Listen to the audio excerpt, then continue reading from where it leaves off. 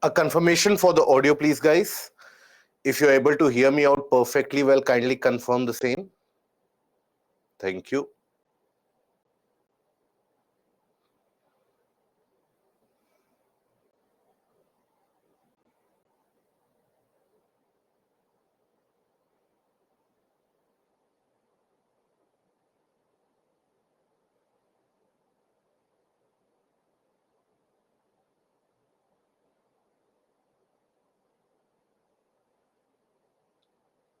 Thank you, Pranay. Just use that, and the more you repeat it, the more difficult it will be to forget it anytime soon. So I hope it is helpful.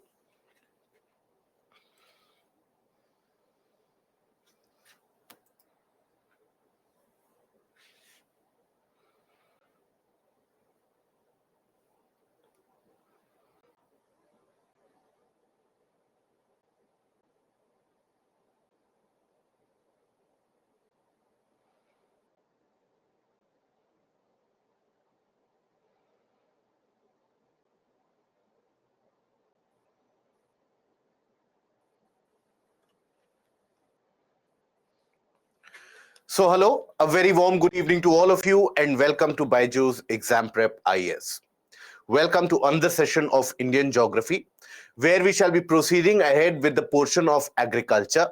Yesterday, we had taken a brief intro about the portion of agriculture. We had tried to understand the aspects of the major crops, and then we shall be completing the portion of agriculture today, and then entering into the final portion of economic geography, that is minerals and industries.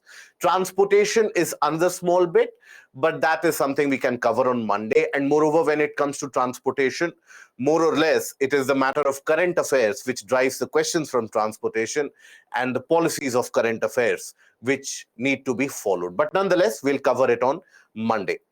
So we took a look at few of the various different crops. We took a look at rice. We took a look at wheat, millets, the different types of millets, the conditions required, the cropping pattern, the types of agricultural practices observed and followed in different parts of the world. That is something that we have covered till now. Now, in human geography, basically it is about population and settlement. Again, to be covered on Monday, Shibam. It is again very brief. That is something that we all know, more or less, that what is population density, what is migration. Those basic aspects are covered in human geography. Again, to be covered on Monday. Okay. So now we talk about maize. Now, maize is another one of those rain-fed crops, typically. However, provision of irrigation and provision of artificial sources of availability of water always end up benefiting the crop of maize. Now, here you will find that maize tends to grow in areas which require a rainfall. When we talk about rainfall requirement, so rainfall requirement is between 50 to 75 centimeter. That is it. So that is why in most of the areas, you'll find that maize is a kind of a crop which grows in areas of lower rainfall where irrigation is not even needed or not even provided. But this rainfall needs to be distributed. It need not be happening at the same time. So you need a kind of a distributed rainfall to occur. And just like the case of millets, just like is the case with millets, maize as well is one of those crops which can be utilized both as food and fodder. So it can again facilitate a significant amount of help when it comes to animal husbandry as well as crop cultivation, that is mixed farming. So while for most of the countries, maize is basically one of the crops which is kharif, right? It is considered to be a kharif crop, but in certain parts like Bihar, you will find that maize is also grown during the Rabi season. General temperature requirement is anywhere between 20 to 25 or even up till 27 degrees Celsius, maize can grow. Now here, The major maize producing states: Karnataka, Uttar Pradesh, especially central Karnataka, Uttar Pradesh, Bihar, Andhra Pradesh, Telangana, and Madhya Pradesh. These are your major maize producing states. Now, the aspect with maize is that if you kind of carry out the processing facilities for maize, it is very beneficial. Processing facilities of maize, if they are present, so there maize can serve as a raw material for various different byproducts, for example starch, for production of oil, not the petroleum, but then biofuels can be extracted from here.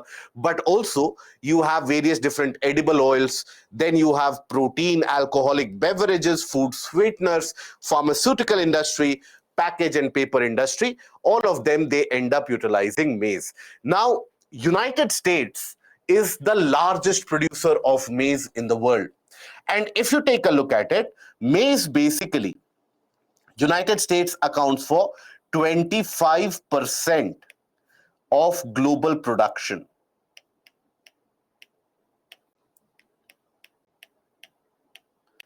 Okay. But there you will never come across the news stories that because of excess production of maize, there is a reduction in farm income. Whereas in our country, we do come across this fact. As we will study about sugar, we do come across the fact that significant amount of sugar production reduces the farm income because of oversupply. But you don't come across such news stories in the case of United States. Why is that? Because even though the production is large, here, maize is oftentimes used in industrial processes. And when you utilize it in industrial processes, the farm income tends to go up because the demand continues to rise up. So that is one of the learnings that we can take in our agricultural system as well. In the case of our agricultural system, we don't have a particular mechanism, so to say, we don't have a particular system, so to say, whereby we can talk about the post-processing facilities to augment the farm income. And that is where we need to work upon. That is where the government scheme for establishing the mega food parks, that is going to give us benefits sometime down the line. But that is one of those benefits which needs to be extracted if at all we want to improve the farm income, and if we want to improve it substantially, we do need these processing infrastructure.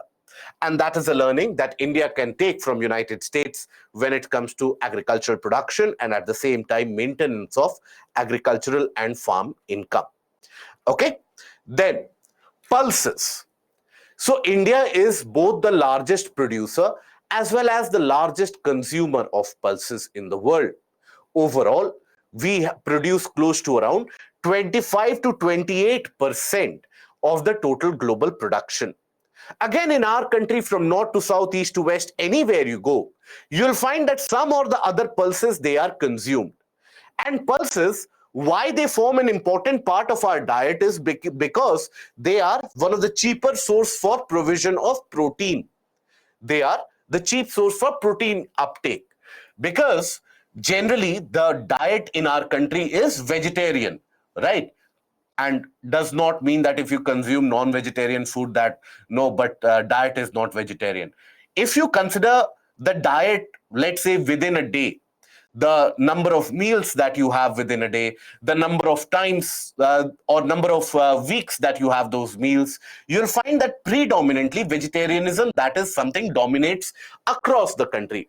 Now, as a consequence of that, we lack the source of protein, because the general source or the most reliable source of protein consumed across the world is basically animal protein, meat and meat products. So in the absence of that, pulses, they provide a kind of a cheaper source of protein, because soybean also provides us with a source of protein, but that soybean is again on the costlier side. Pulses are much cheaper and they form a part of the daily dietary habit. Now, these pulses, they can grow in various different types of soil, and there are various varieties as well. You have black gram, you have green gram, you have Bengal gram, you have urad, you have moong, you have the various different types, masoor, peas, grams, tur or arhar. We have various different types of pulses, and they are produced significantly in different parts of the country. Few of the pulses varieties you will find to be grown in Kharif season, whereas few of the pulses varieties, they can be grown in Rabi season as well. And generally, they don't require very high amount of rainfall. So in many of the areas, pulses are also grown as a form of rain-fed crops in general. Now here, states of Madhya Pradesh, Maharashtra, Tamil Nadu, Gujarat, etc., they contribute to the maximum production of the pulses, with the pulses production touching close to around 23 million tons. Now, generally you will find a kind of a price shock which tends to happen in the case of pulses, which also significantly has meant the change of governments in various different regions of the country because of the prices of pulses. So people are very sensitive about the prices of pulses, and rightly so, because it forms a part of your daily diet. Now here, India, being the only large producer, when in India the crops tend to fail because of unseasonal rainfall, because of lack of storage spaces, we don't have enough storage spaces to store enough buffered products. Now that basically immediately raises the price of pulses across the globe. And other than India, very few areas, for example, Mozambique, for example, you have Myanmar, now Egypt also, very few areas, they produce pulses. And nowadays, the different countries who are producing pulses, one of the eye of them is on Indian market, whether Indian market requires more pulses or not. So that is why, because it is one of those crops which doesn't require high amount of irrigation, this can also be promoted on a large scale to augment the farm income. And these pulses, they also significantly benefit the soil health by increasing the nitrogen fixation, or by augmenting the natural nitrogen fixation in the soil, lead to natural nitrogen enrichment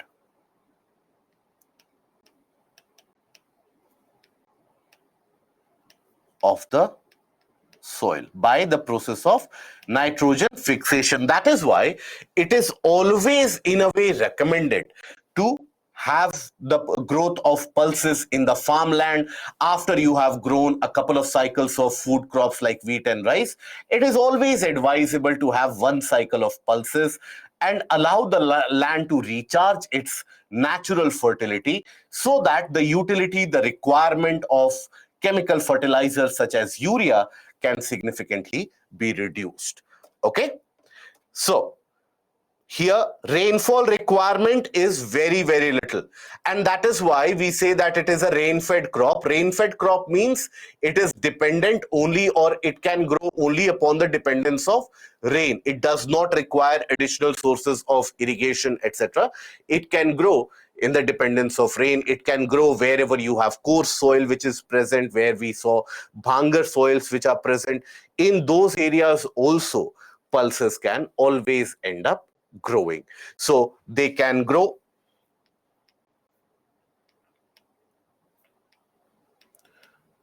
Now, because pulses are of so very different kinds of varieties, so that is why each of them will have their own requirement. So you cannot fixate a kind of a band of temperature, a band of rainfall requirement, but generally understand that 60 to 70 centimeter rainfall is more than sufficient for most of the pulses varieties. So can grow in rain-fed.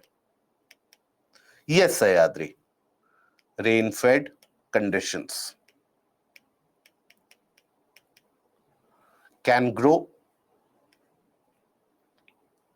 or here different varieties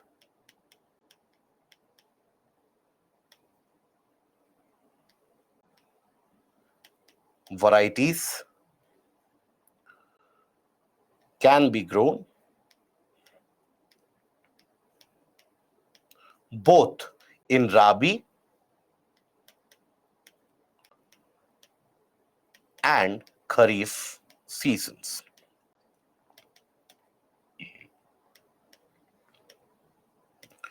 Okay, they can be utilized. They don't require high amount of rainfall. They can even grow in older alluvium.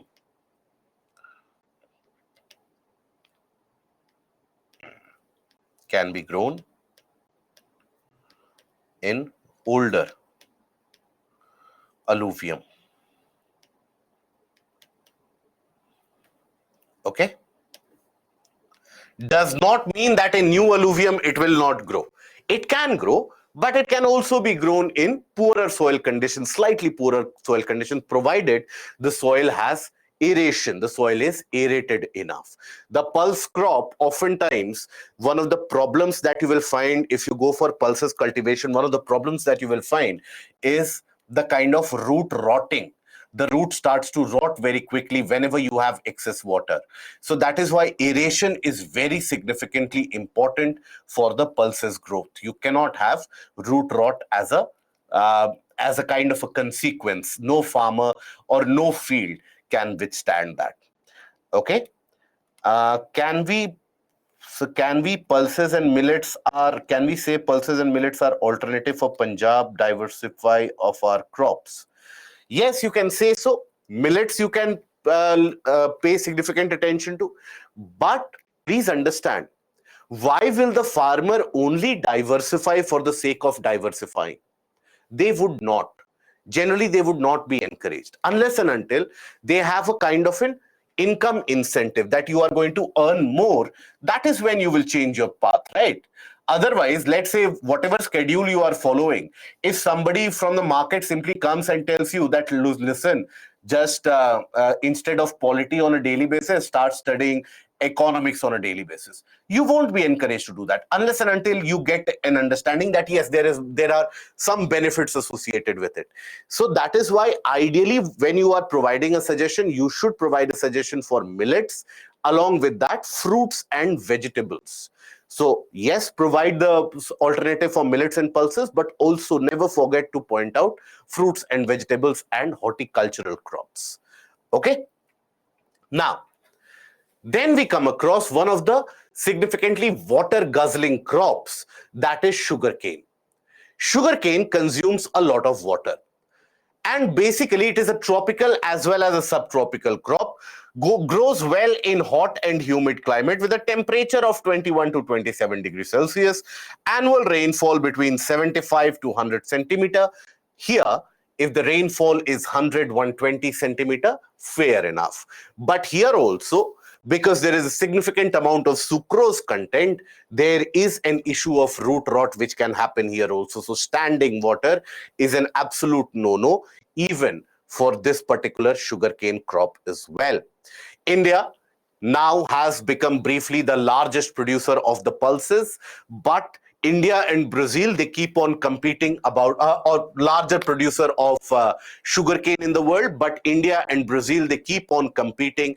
They keep vying for the position of the largest producer of pulses or rather sugarcane in the world.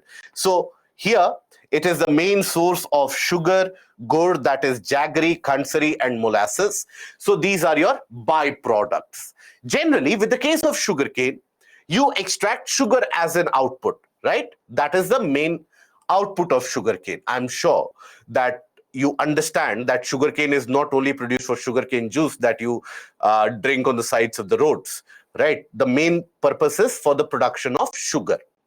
Now, sugar production, when it happens in excess, after a point of time, we develop enough buffer stock, and that is when the income of the farmers, that starts to go down because of oversupply. So that is why sugarcane, its byproducts, what are the sugarcane? So when you extract sugar out of the sugarcane, you have the byproducts such as bagasse and molasses.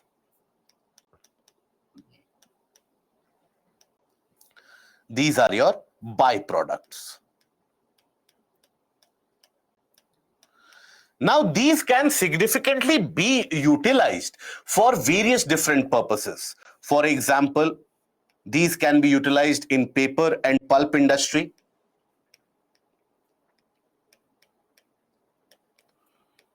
Right?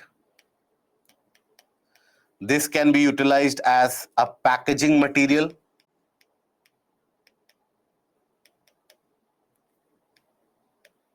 Packaging material.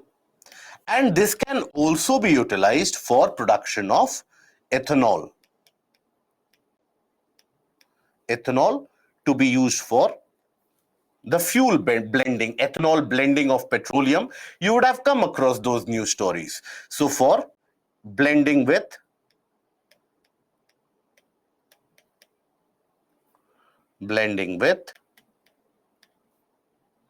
petrol. Now, when you blend ethanol with petroleum, overall, sometimes it does leave slight amount of residue behind, but there is not much impact when it comes to the mileage of it or the mileage of the engines. And yes, when you start using these ethanol to be mixed in petroleum, the government has been urging the industry to start the production of the specialized engines, the internal combustion engines, ICEs, which can utilize ethanol more significantly. So since till that happens, we have a target to blend ethanol with the regular petroleum mix. And when you do that, what is the benefit? The benefit is that you will lower your import bill. The foreign exchange reserves can be conserved a bit, because those foreign exchange reserves that are generally spent in order to give the money for the imports, or in order to give the balance for the imports, because most of the crude oil in India is imported. So that import bill can be reduced slightly if we start using sugarcane and the byproducts of the sugarcane. And at the same time, it will help us remove the kind of arrears and the decrease in farm income which is generally observed. Now, the major sugarcane producing states are Uttar Pradesh, Maharashtra, Karnataka, Tamil Nadu, Andhra Pradesh, Telangana, Bihar, Punjab, and Haryana. These are your major producing states. Now, observe here. Punjab and Haryana. What is the amount of rainfall that they receive? Around 60 centimeters, 70 centimeters. What are the crops that are grown? Sugarcane, rice. So these crops require high amount of water. So will it ever lead to a kind of a sustainable agriculture? Never. That is why it is always advisable that these crops should be grown in those areas which relatively receive higher rainfall. Yesterday, we already talked about the example in the case of Vidarbha region of Maharashtra, which used to be a large producer of sugarcane. But that was also precisely the reason why there would be significant amount of crop failures which would happen, due to which the farmers would be entangled in the debt trap. Due to crop failures, they would have to go to the money lenders, borrow some money, and that would get them into a kind of a vicious cycle. Sadly, many of those vicious cycles, they terminated in the form of a farm suicide. So that is where sugarcane should be grown only in those areas where naturally the conditions are conducive enough. Now, in the case of sugarcane, you will observe a kind of a trend which has been prevalent for the past decade and more, where the sugar industries, which are generally located closer to the sugarcane farms, so the sugar industry, along with the sugarcane cultivated areas, they are shifting to the southern part of the country. And that is a general trend that you will observe. Right? You will observe shifting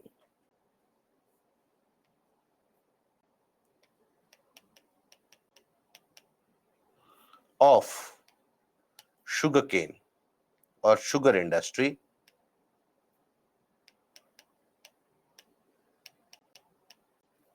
to southern India.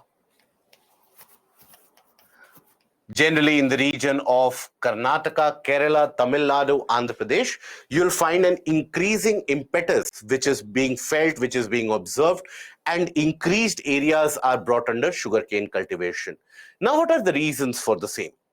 So in order to understand the reasons, first of all, look at the conditions, the temperature, and also the rainfall. So this is most prevalent in the southern part of the country. So in the southern part of the country, The conditions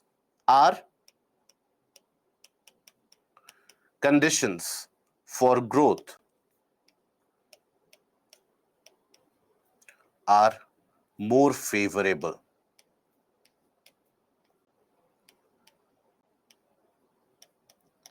Then after that, growing season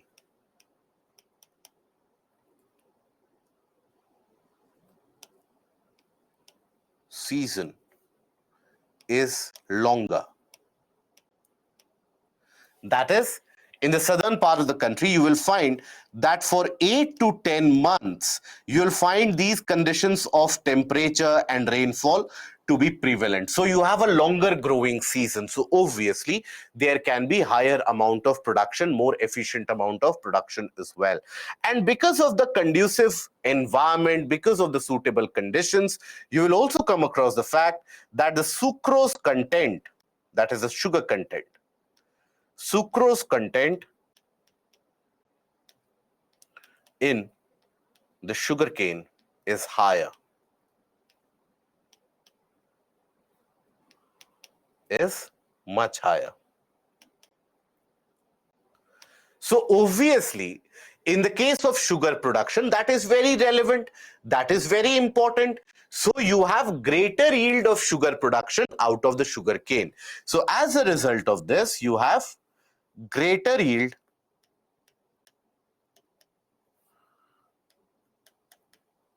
of sugar production.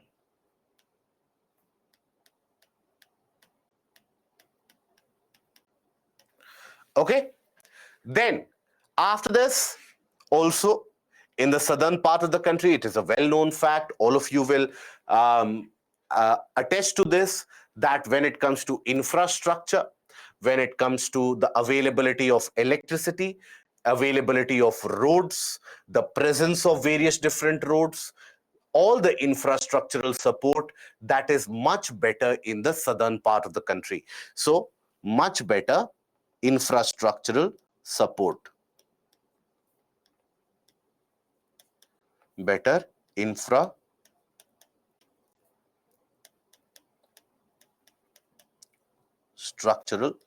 support. Okay, there is a much better infrastructural support which is basically there in the southern part of the country as compared to the northern part. So obviously, when you have a better infrastructural support, as a result of that, you have a better farm to factory movement. So lesser wastage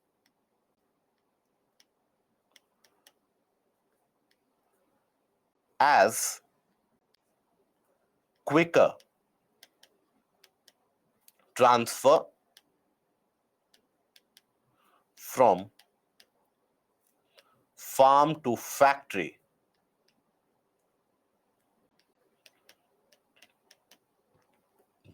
takes place. Because in the case of sugarcane, greater the time taken to transport it to the factory, the sugar mills, immediately the product starts to wither away. The product starts to decompose because there is sugar present in it, and sugar decomposes very quickly. So that is why you have lesser wastage if the infrastructure is better. And also you have other facilities, for example, the FPOs or the farmer organizations, the mills, they are much better organized as compared to the northern part of the country. In many portions of Uttar Pradesh, Haryana, Punjab, you will find that yes, there is production, but the organization in terms of the FPOs, the farmer organizations, the production units, that is not spruced up or well oiled as compared to the southern states. So that is why here you will find better institutional support is present. Okay, you have a better institutional support which is provided, better institutional support which is present in the form of farm cooperatives, FPOs, etc. Cooperatives, functioning of the mills,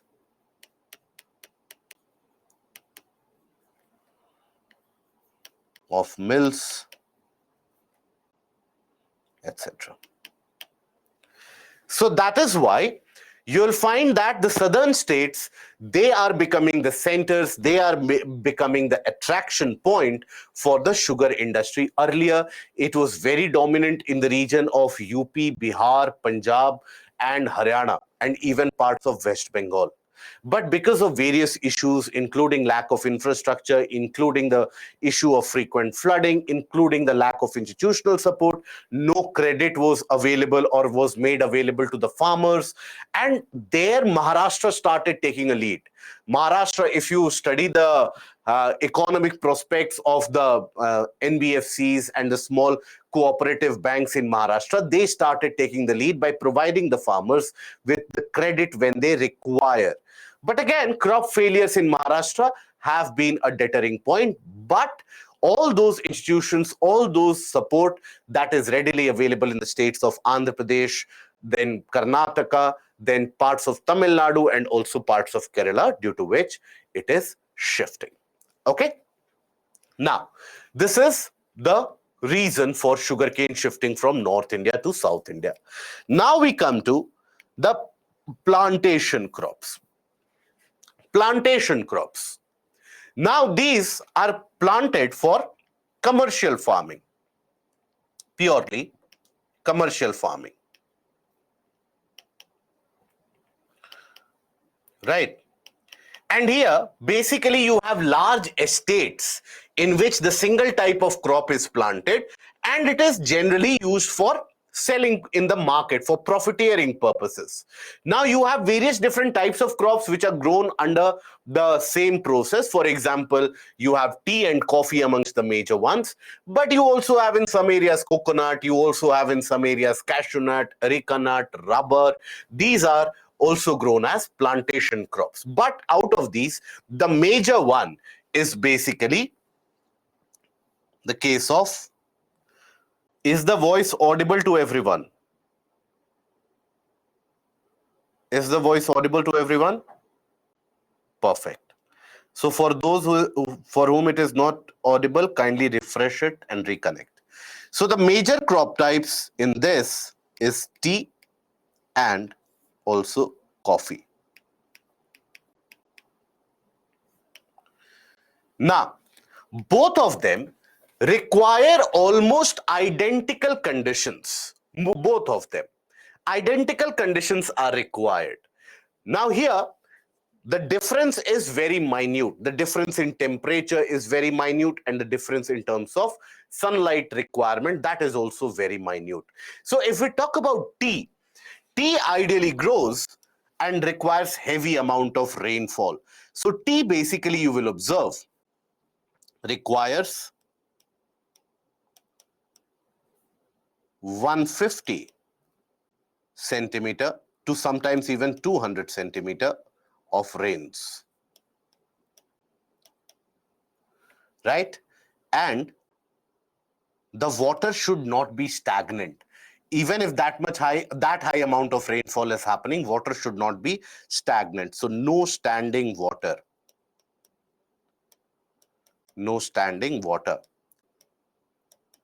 So obviously, if you have that high amount of rainfall which is required, and you don't require, or you cannot have the water to be standing or stagnant in a region, what kind of topography do you need? You need a kind of a slope. So that is why you need the presence of slopes. So grows well on slopes. Then basically, temperature which is required for the growth of tea is again around 21 degrees Celsius to roughly around 28 degree or 29 degrees Celsius. That is the general requirement of the growth of tea in general. Okay. Now, here, which are the regions where you will find the growth of tea? The regions. So some parts of Karnataka, some parts of Kerala, but mostly across the Himalayan slopes, all the way from Darjeeling to the northeastern states. So Assam, northern Bengal, northeastern states,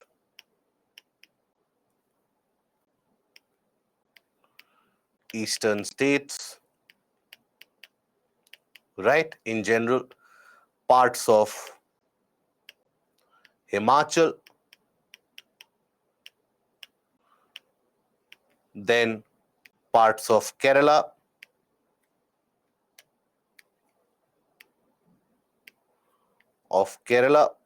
or the entire Nilgiri area that lies in the region of Kerala, Karnataka, Tamil Nadu border, that Nilgiri reserve area that you see. So in that Nilgiri area, you will find the growth of these tea as well. So the Nilgiris, which includes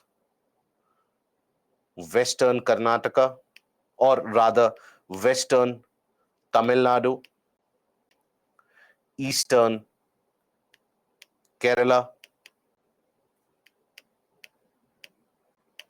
and some parts of southern Karnataka, very few parts of southern Karnataka. There you will find the presence of tea growing estates, but mostly Karnataka is known for the production of coffee. In some parts of southern Karnataka, again, which lies in this tea producing areas, but ideally you should consider Tamil Nadu, Kerala as the major producing areas in the case of tea production. When we come to coffee, right, tea is not grown in Karnataka. In some parts, it is grown. In the parts around Chikmagalur and to the south of it, in some pockets, it is grown. It is not as if it is not at all grown above. In the Nilgiri region, you will find that. Okay. Then, after that, here, you will find that in the case of coffee, rainfall requirement is almost similar. Rainfall of around 150 centimeter. Then after that, again, no standing water. In the case of coffee, the temperature tolerance is a bit higher as compared to tea. No standing water, hence the presence of slopes.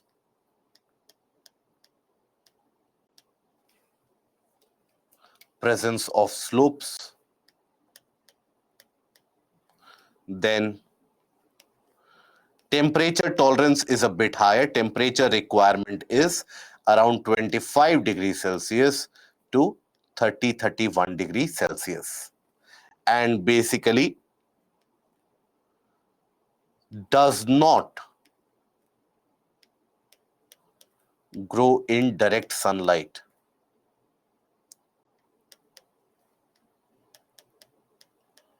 Direct sunlight. That is, requires a shade.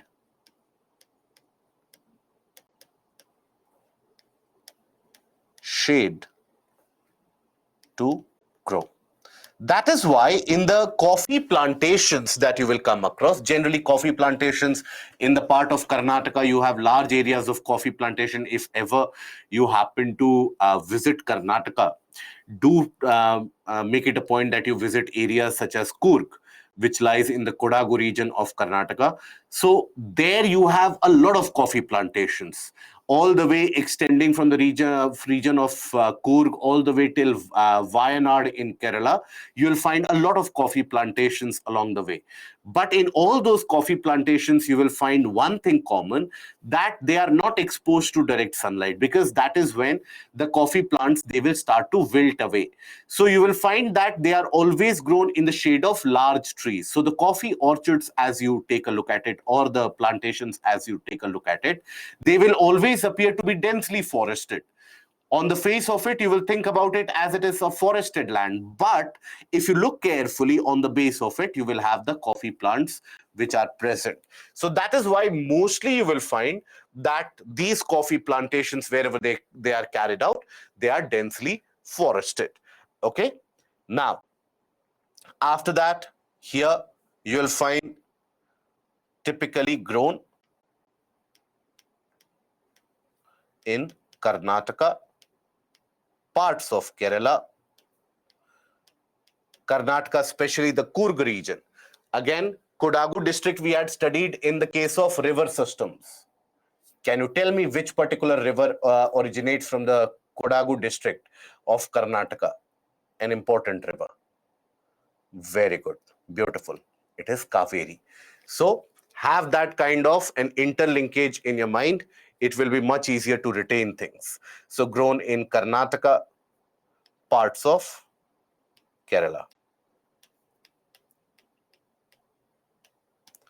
Okay. So that is where you find the presence of these plantation crops.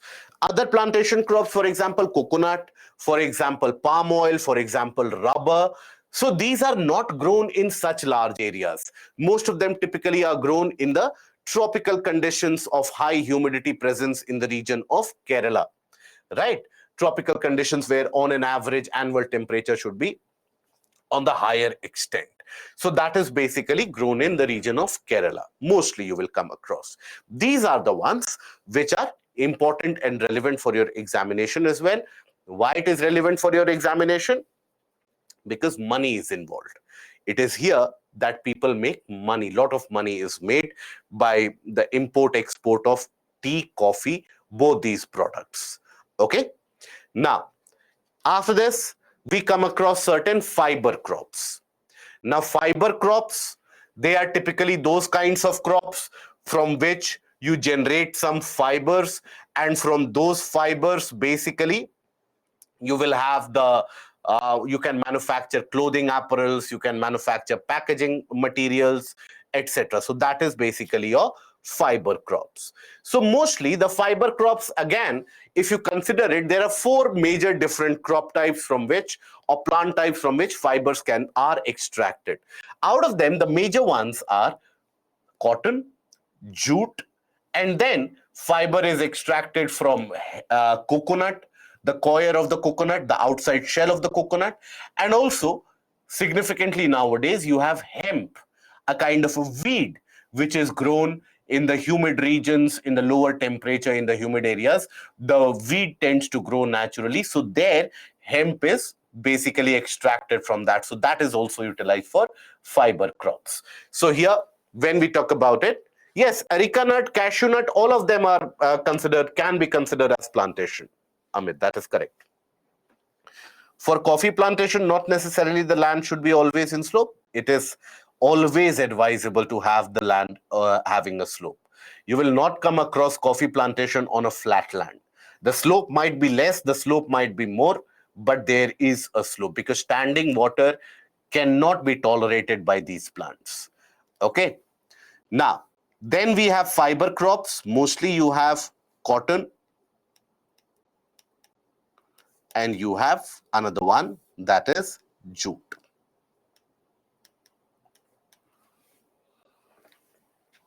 Okay. Do we export best quality tea and domestically the worst quality of tea is left for native consumption? No. You pay high amount of money, you will get the best quality of tea here also. See, tea also is of various different types, right? The most expensive of the tea and coffee, if you know their prices, that is simply mind-boggling. For example, the most expensive coffee in the world, the most expensive coffee is the one that you find in the region of Indonesia, and that is what is referred to as coffee luwak, cafe luwak in general. And basically, if you take a look at the way in it is produced, I think you will never drink coffee in your life ever again. Because how is it produced is basically you have few beans which are fed to feline species, for example, cats, and it passes through their digestive system. And eventually, the excreta there, partially the beans are digested, and worked upon the digestive juices. There, the beans are separated, and that is what forms the costliest coffee in the world. So it is not as if you are unable to, if you are ready to pay the price, you'll get that. In the case of tea, the costliest tea varieties, if you will come across, that is, earlier you had green tea, which used to be costly, the tea leaves. But now you have the pink tea, which is very costly. It is now Sri Lanka has started growing that. You have Kenya, which has started growing that. Nigeria has also started cultivation of that. So these are much costly. Okay. Right. And yes, that is true. All cash crops are plantation crops, not necessary. All plantation crops can be considered as cash crops. Okay. And is relevant to Maine's plantation crop? No, you should have an idea about what this plantation crop is. Jasveer, basically, here, if you take a look at it, that one question which was asked in UPSC way back, I guess it was 2013, if I'm not mistaken, 2013 or 2014, it was in the mains examination, the question was asked that why is it that despite all the efforts of the British, they could not take the tea cultivation westward from Darjeeling.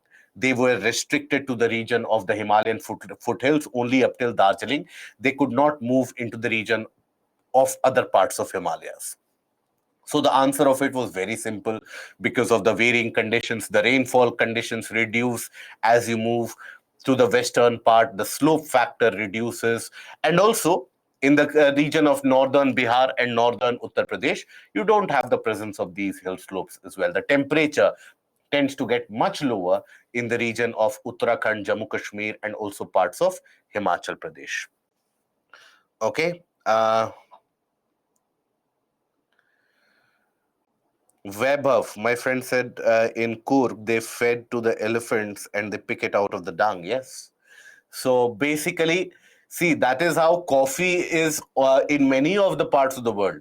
Coffee is picked up from the dung, from the excreta, and that forms one of the costliest coffees that you have. That forms the export varieties of coffee.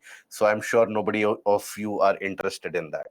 And rapidly increased production of sugarcane and rice in region of North India will drastically affect the desertification of these areas.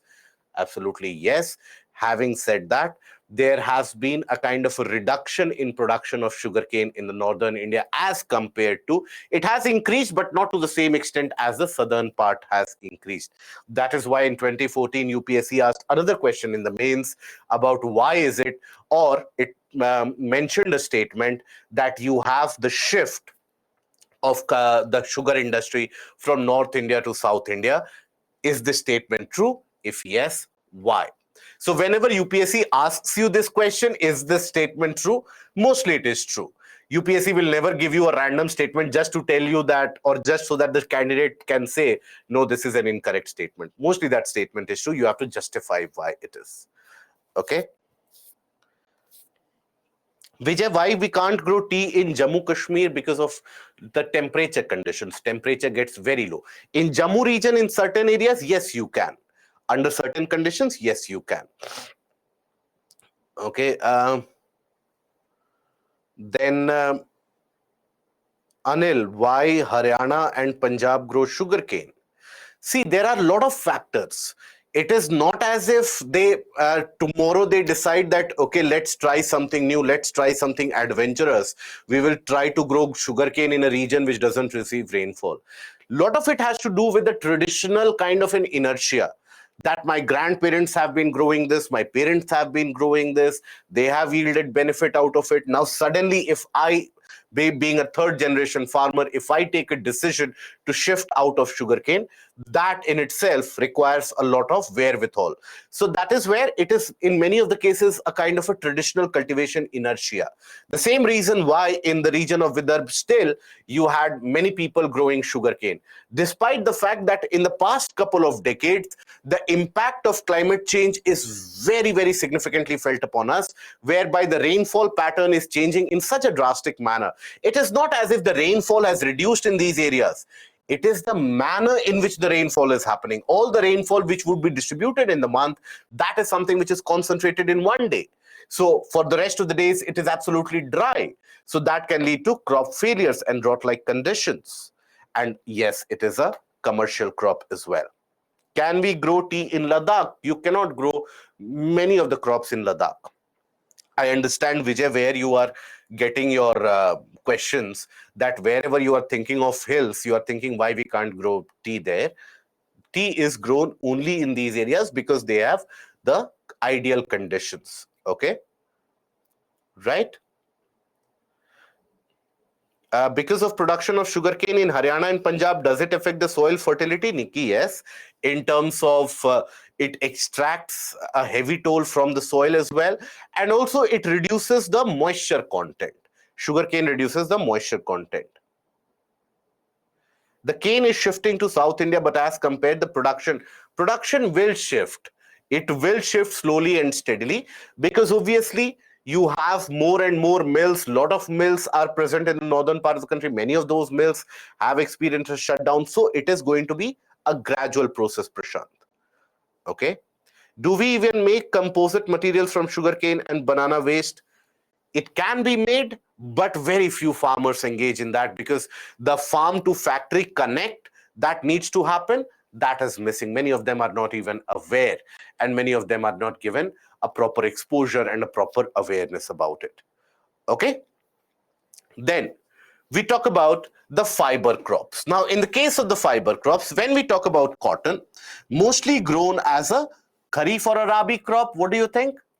So this mostly grows in black soil, but can also be grown in alluvial soil. Can also be grown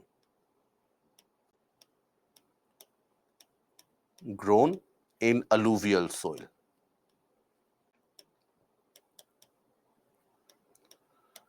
Okay. Then grown as kharif crop.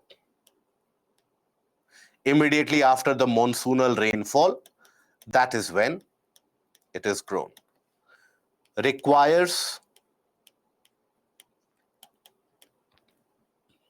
6 to 7 months to attain maturity. Frost-free conditions are required. Conditions are required.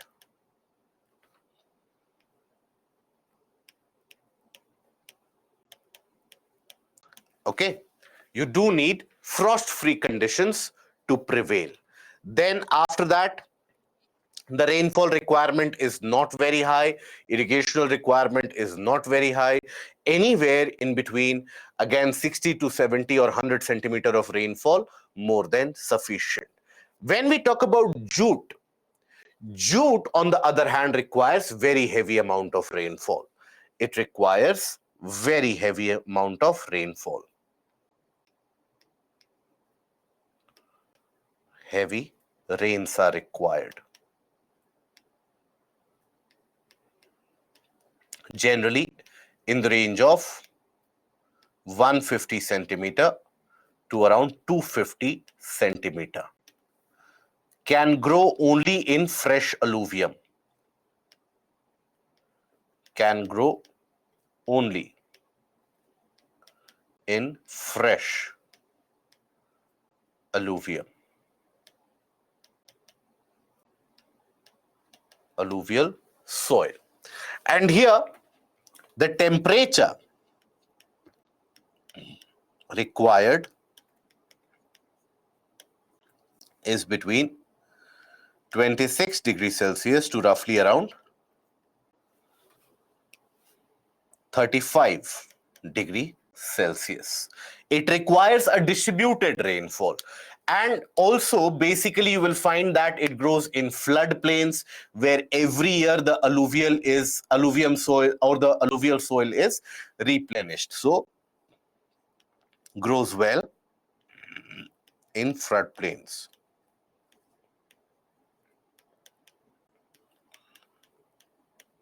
Which floodplains?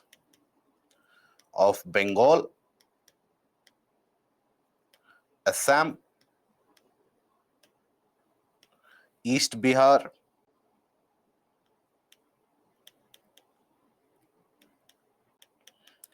and also parts of Odisha.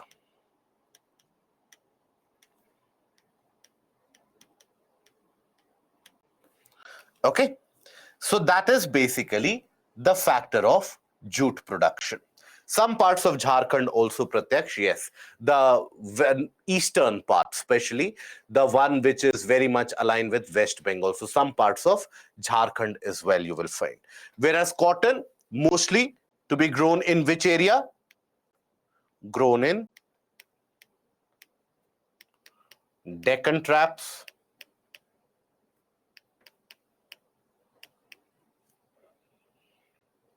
mostly parts of Punjab,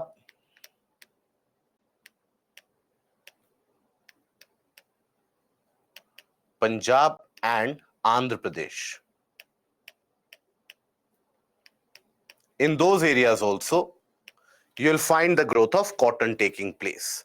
Now here, you will generally come across the fact that when you produce or when we talk about cotton and jute, in both these cases, immediately after independence, if you observe, majority of the producing centers, majority of the producing areas, they basically went away into Pakistan. You had in the case of cotton, the major producing areas, they went over to the region of Pakistan in the west.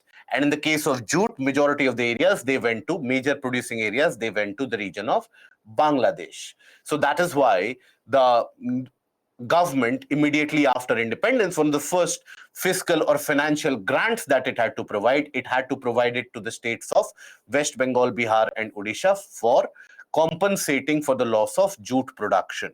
So that is basically the aspect of these fiber crops. Now this fiber crop, when we talk about it, these are used for packaging industry, apparels, and in the case of jute, these are used for heavy packaging also.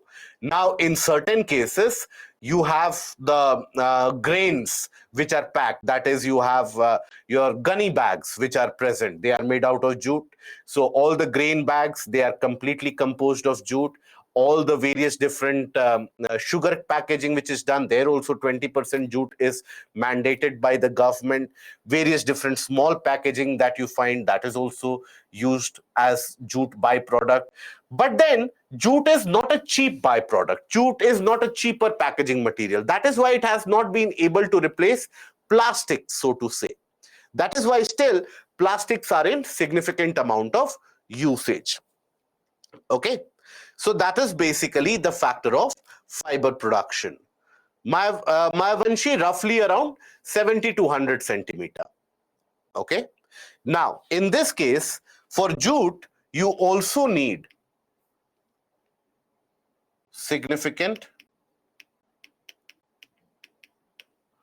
amount of pre-monsoon showers. Of pre-monsoon showers are required.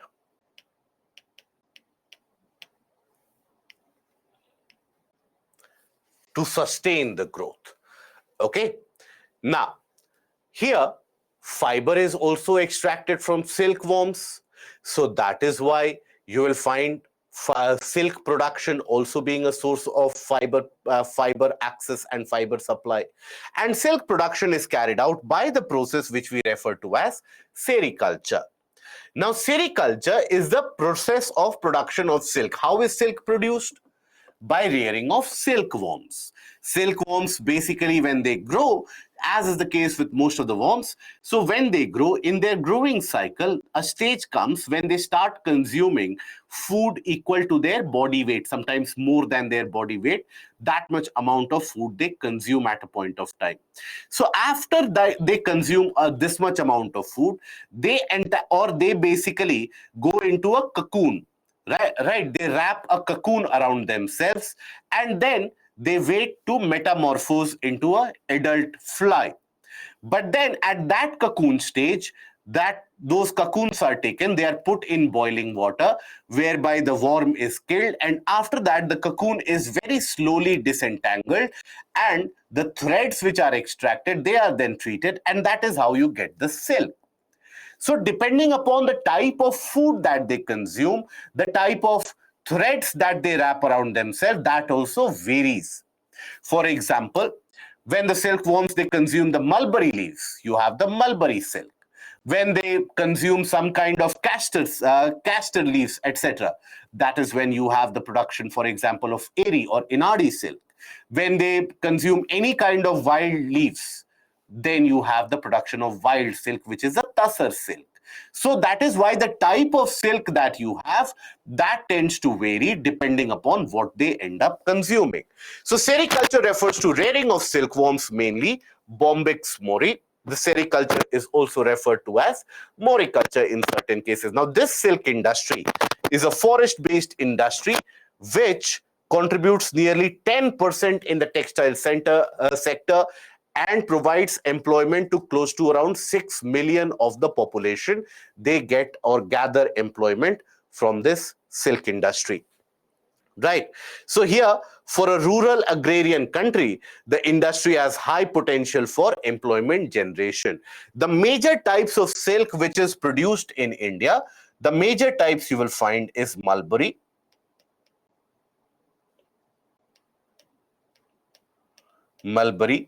that is the most dominant type.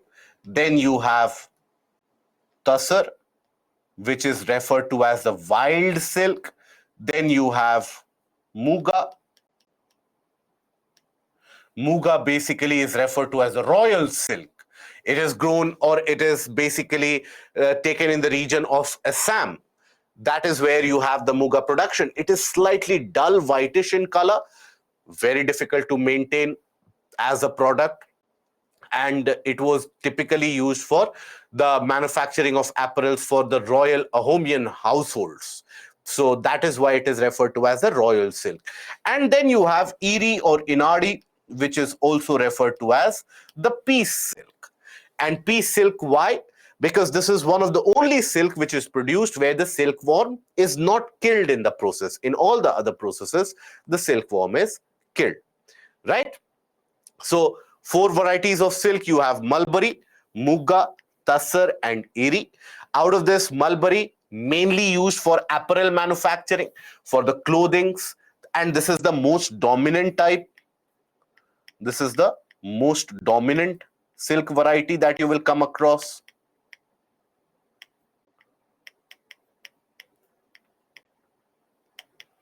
Okay, used for apparels. Cotton also produced in Gujarat? Yes. Ashish. It is also to be produced in Gujarat. The Deccan Trap region includes Gujarat also. So used for apparels. Then you have muga, which is also referred to as royal silk.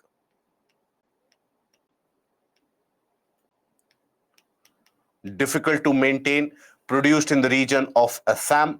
Here you will observe muga to be produced. Then tussar. Tussar is referred to as a wild silk. Ideally, tussar traditionally has been utilized for your furnishings, the internal furnishings, where you would have observed that drapes, sometimes certain types of silk curtains, silk drapes which are present, the furnishings present in the case of your furnitures, when they have a silk clothing over them. That is where tussar was traditionally used. But now, because of modern processing methodologies, tussar has also been, tussar has also found a use in various different types of saris and other apparels that you find. And then you have eri or inadi, which is also referred to as the peace silk. This is also what is referred to as peace silk. This is what is wild silk. Now observe the regions where tasar is produced. You'll find the hinterlands in the region of Chhattisgarh, Madhya Pradesh, Odisha, Jharkhand, Bihar, parts of West Bengal, parts of Uttar Pradesh, Telangana and Andhra Pradesh as well. The hilly tracts in these areas, which traditionally don't have a very good socio-economic condition. So there, the sericulture can always provide the local population with a reliable source of income revenue, a reliable source of income generation. So that is why when you are writing an answer, let's say even for the from the portion of society of India, if you are writing an answer even in those areas, always keep these things in mind. That is where the utility of reading all these subjects come into play. It is not as if unless and until a question of geography is asked, I will never use the content of geography. You have to use it in other subjects as well. So you will find questions in social issues and society, for example, how to improve the income in socially backward areas, in the hill areas, in the tribal regions. So there you can always provide these kinds of solutions such as sericulture, solutions such as beekeeping. These can always augment and diversify the source of income of the farmers as well. Okay? Now, then we come across one of the most important factors when it comes to agricultural production and productivity, and that is irrigation. Yesterday, if you recall, if you remember, we had talked about the fact that how agricultural production had meant a rise and thriving of various different civilizations and kingdoms throughout the parts of the history. Now, significant portion or the significant part played for that agricultural growth, that was played by irrigation. You'll find that wherever irrigational facilities were made available, agricultural output significantly increased. Now, what is this irrigation? What do we refer to as irrigation? It is the artificial provision of water. Please understand, when there is rainfall which happens, that can never be referred to as irrigation. Okay, that is a natural source of water availability. When you provide it artificially to compensate for the requirement of water, that is irrigation.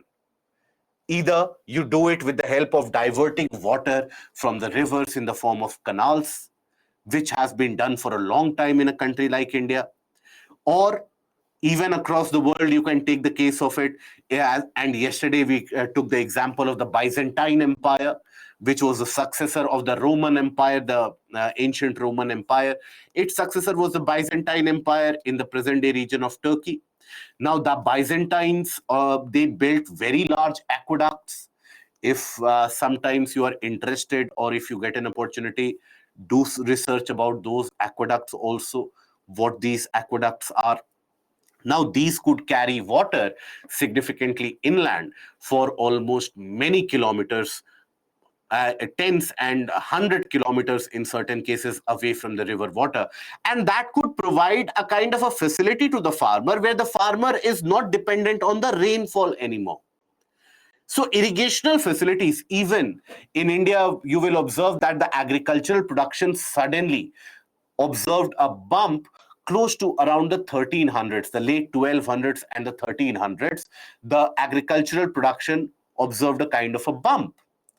And that was because of some modern irrigational methods, which was brought by the Turkish invaders of those times, the Delhi Sultanate basically. They provided or they brought a system which was referred to as Rahat, which was basically a system that you would observe in many of the areas where you have a kind of a well, and in that well there is a rotational system of buckets. The buckets go in, they dip in the water, they take that water, pour the water outside, and then the next round goes in. So that was brought in. Imagine, it is not very efficient method, but still that managed to significantly augment the production, especially in the Doab region, right?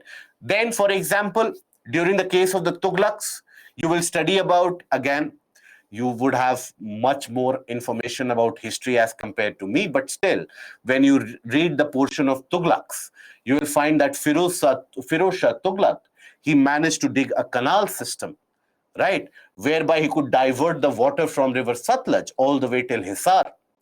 And that, again, was done why? To increase the agricultural production in that area. So all these have historically increased the agricultural production which is experienced in these areas. Now, traditionally in our country, the irrigational methods have been very simple.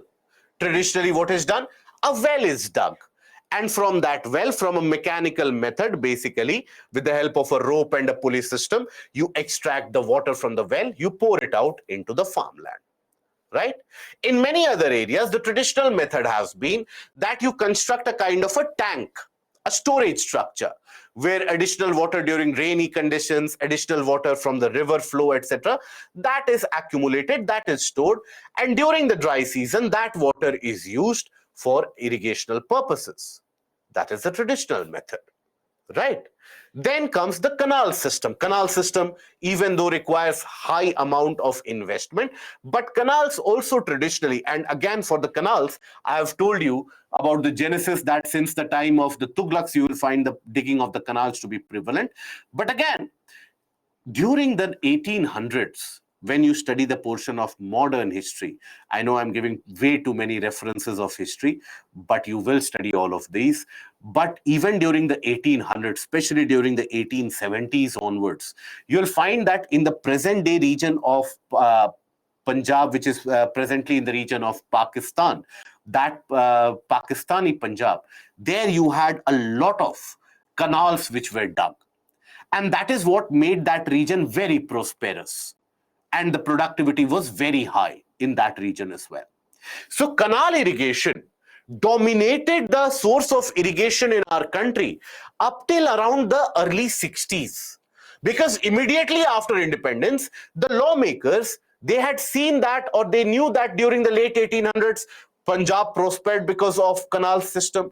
So that is why the immediate effort was to increase the canal irrigation in as many areas as possible. In as many different avenues as possible, you have to increase the irrigational facilities. That was the endeavor, that was the thought process. But then very soon it was realized that this canal irrigation, first of all, is very, very costly. It requires a lot of land acquisition, lot of bureaucratic processes are involved. So it is a very time-taking process as well. And then in the case of canal, water tends to seep down very easily and also tends to evaporate. So that is when the stress was laid in areas of tube wells. Tube wells, what are tube wells? Tube wells are very similar to wells in the case that you extract water from the underground resource. But rather than your mechanical energy of your hand, you use a motor, electric motor. So that electric motor basically pumps out the water, and that is utilized to pump out the water and spray it in various different areas. Now, these tube wells, when they came into prevalence, suddenly it captured the imagination and it revolutionized the agricultural process, because now the farmers need not be dependent on someone else or for the supply of the canal water. They need not be dependent on the completion of the governmental projects to get water to their field. Now they could do it on their own whenever they want, because electricity was available. Obviously, at that point of time, electricity was available only in certain parts of the country. Still, you had farmers of eastern part of the country. They would never get that facility of running those tube wells. They have got that facility very recently. So that is when the tube wells, they started being used very predominantly. But there also, you had a kind of a drawback associated. What was the drawback? A kind of an unsustainable usage. Because one thing you have to understand, when a farmer switches on a tube well, that person does not get an idea or does not realize whether the water is in limited condition in the lower levels or it is in high conditions. Water is coming out, fair enough. But over a long period of time, we have seen that the water level has depleted quite significantly, especially in the northern belt. Now, these tube wells, these canals, these tanks, all of them cannot be constructed in every area. So these methodologies of irrigation, they are very much dependent on the local topography and the local geological conditions. So local geographical conditions,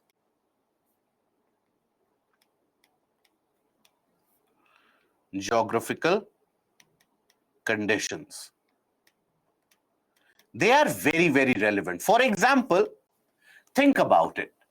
If I give you a region in Punjab, and let's say I consider Punjab, and I consider, let's say, in an area, let's say Karnataka, near Bangalore, let's say. Out of these two places, where do you think will it be cheaper to dig a tube well? Where do you think will it be cheaper to dig a tube well? Let me know. Obviously, Punjab, always. Why? Because there you have the presence of sedimentary soil. You have deposit sedimentary soil, and also water will be available at a shallower depth. Whereas in the case of Karnataka, in most of the cases, for example, if you consider the region of Bangalore, it is made up of hard base rocks. So digging into those igneous rocks, that will be a very costly endeavor. And also water is significantly present at the lower levels. So that is why you will not find the same conditions to be prevalent in different parts, and different agricultural sources, they have their own different utilities as well, depending upon the slope. For example, when we talk about construction of tanks, tanks are what? A kind of an enclosure. Tanks are nothing but a kind of an enclosure, isn't it? Now, these tanks, if you will observe, now, let's say I tell you that I will build a tank in the region of Punjab, and I tell you I'll build a tank in the region of Karnataka. When I say Karnataka, please don't think about the plain regions in Karnataka. Think about the plateau areas. Now, where do you think it will be much easier to build that tank? In the region of Punjab or in the region of Karnataka? What do you think? Very good, Pranay. In the region of Karnataka, my dear friends. Why? Because in the region of Karnataka, same as the case of in the region of Andhra Pradesh and Telangana, you have the base rocks which are hard, which can hold water above them. But in the case of the region of Punjab, Uttar Pradesh, then you have Bihar, then you have Haryana, you have the sedimentary soil. So there you need to provide cement on the bottom as well. Whereas in the case of Karnataka, Andhra Pradesh, Telangana, all you need to do is you need to provide a kind of a protection. That is it. And water will automatically be stored. So local topography is a major determining factor in the type of irrigation that you provide. Again, for example, take the case of digging of canals. Canal digging will be much easier where you have sedimentary soil as compared to those areas where you have hard, igneous and metamorphic rocks. Isn't it? So local topography is very relevant, very important. Over a period of time, as we have talked about, different methods of irrigation have been used. Nowadays, the modern methods of irrigation, if you talk about the modern methods of irrigation, they are in the case of sprinkler and drip irrigation. Sprinklers, something that you will observe in most of the gardens nowadays, in the football fields, in the hockey stadiums, in the cricket fields also, you'll find the presence of sprinklers. Now they imitate the natural rainfall condition, where in the ground you have basically a sprinkler through the underground pipes. The sprinkler is supplied with water, and this sprinkler tends to rotate. And as it tends to rotate, basically water is sprayed in various different parts. and it imitates rainfall. So when you imitate rainfall, immediately you have the factor of, for example, when you consider the factor of uh, over irrigation, water logging, all of this, basically immediately that particular aspect of soil becoming very saline, that is ruled out. So that is basically the benefit of the sprinkler system. Then you have drip irrigation. What is a drip irrigation? Drop by drop, water is applied directly to the root. Because what is the need to supply water in other areas where you are not growing plants, right? So it is directly supplied to the roots. How? So basically on the field land, you have the presence of a pipeline. So basically here, let's say you have the plants which are grown, the plants which are present, right? So rather than supplying water everywhere, you have a pipeline which is laid out across this entirety of the area, and through this pipeline water is supplied, and drop by drop the water comes falling in these areas, drop by drop. So directly water reaches the region of the roots. Okay, directly water reaches the region of the roots. Obviously, this pipeline is not, don't think about your large sewage pipes. These are very thin pipes. And these can be easily dismantled as well. And again, it can be joined together. This is a part of drip irrigation. And this is very, very efficient when it comes to utilization of water. That is why, remember yesterday I was telling you that how the bureaucrats and the administration in the region of Vidarbha, they took a momentous decision when it comes to changing the kind of agricultural setup in that area, reducing the crop failures. So many of the agricultural loans which were given out, in many of those agricultural loans, it was given as a precondition that we will give you money. But in order to get more money, install your drip irrigation. For that also we'll give you money. And that will make provision of loans easier for you. So in that case, you will have a drip irrigation and an improved water utility and water efficiency as well.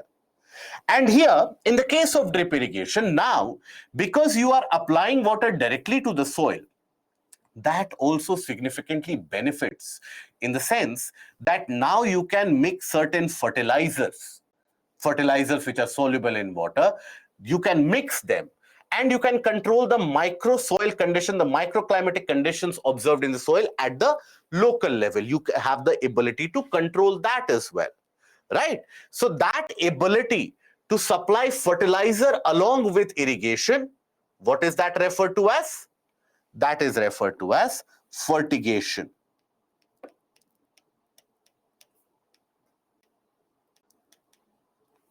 Fertigation, that is fertilizer plus irrigation. And there you are able to control the salinity conditions, the acidic conditions immediately at the local level when required, right? So that is the benefit associated with it.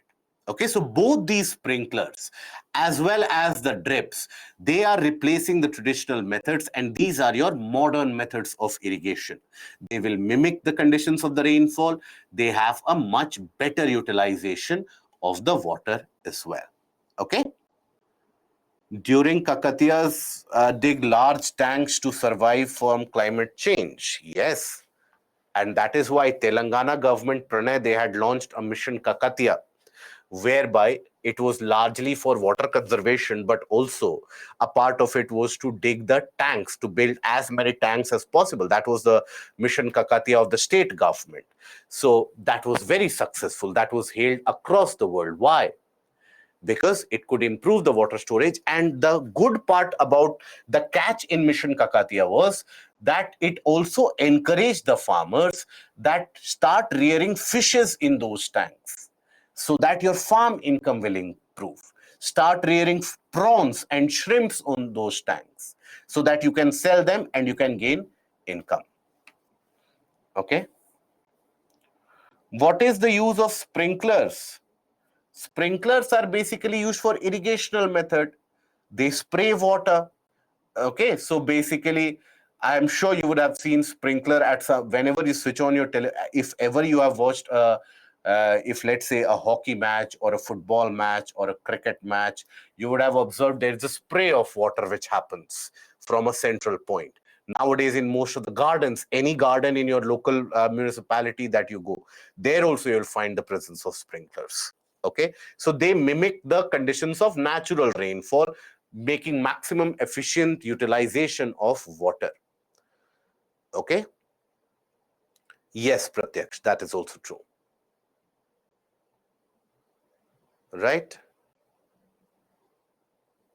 Yes, Amit.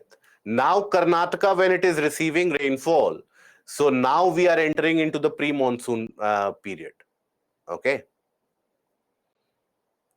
Sachin practiced the tradition in Telangana during by using bulls and ox in mechanical way from the large wells to many acres. Yes, that has been the traditional method used for many generations. So normally, groundwater and surface water are used for irrigation, and when water is available in these sources is taken away artificially by supplying water in required quantities to the crops. It is referred to as irrigation.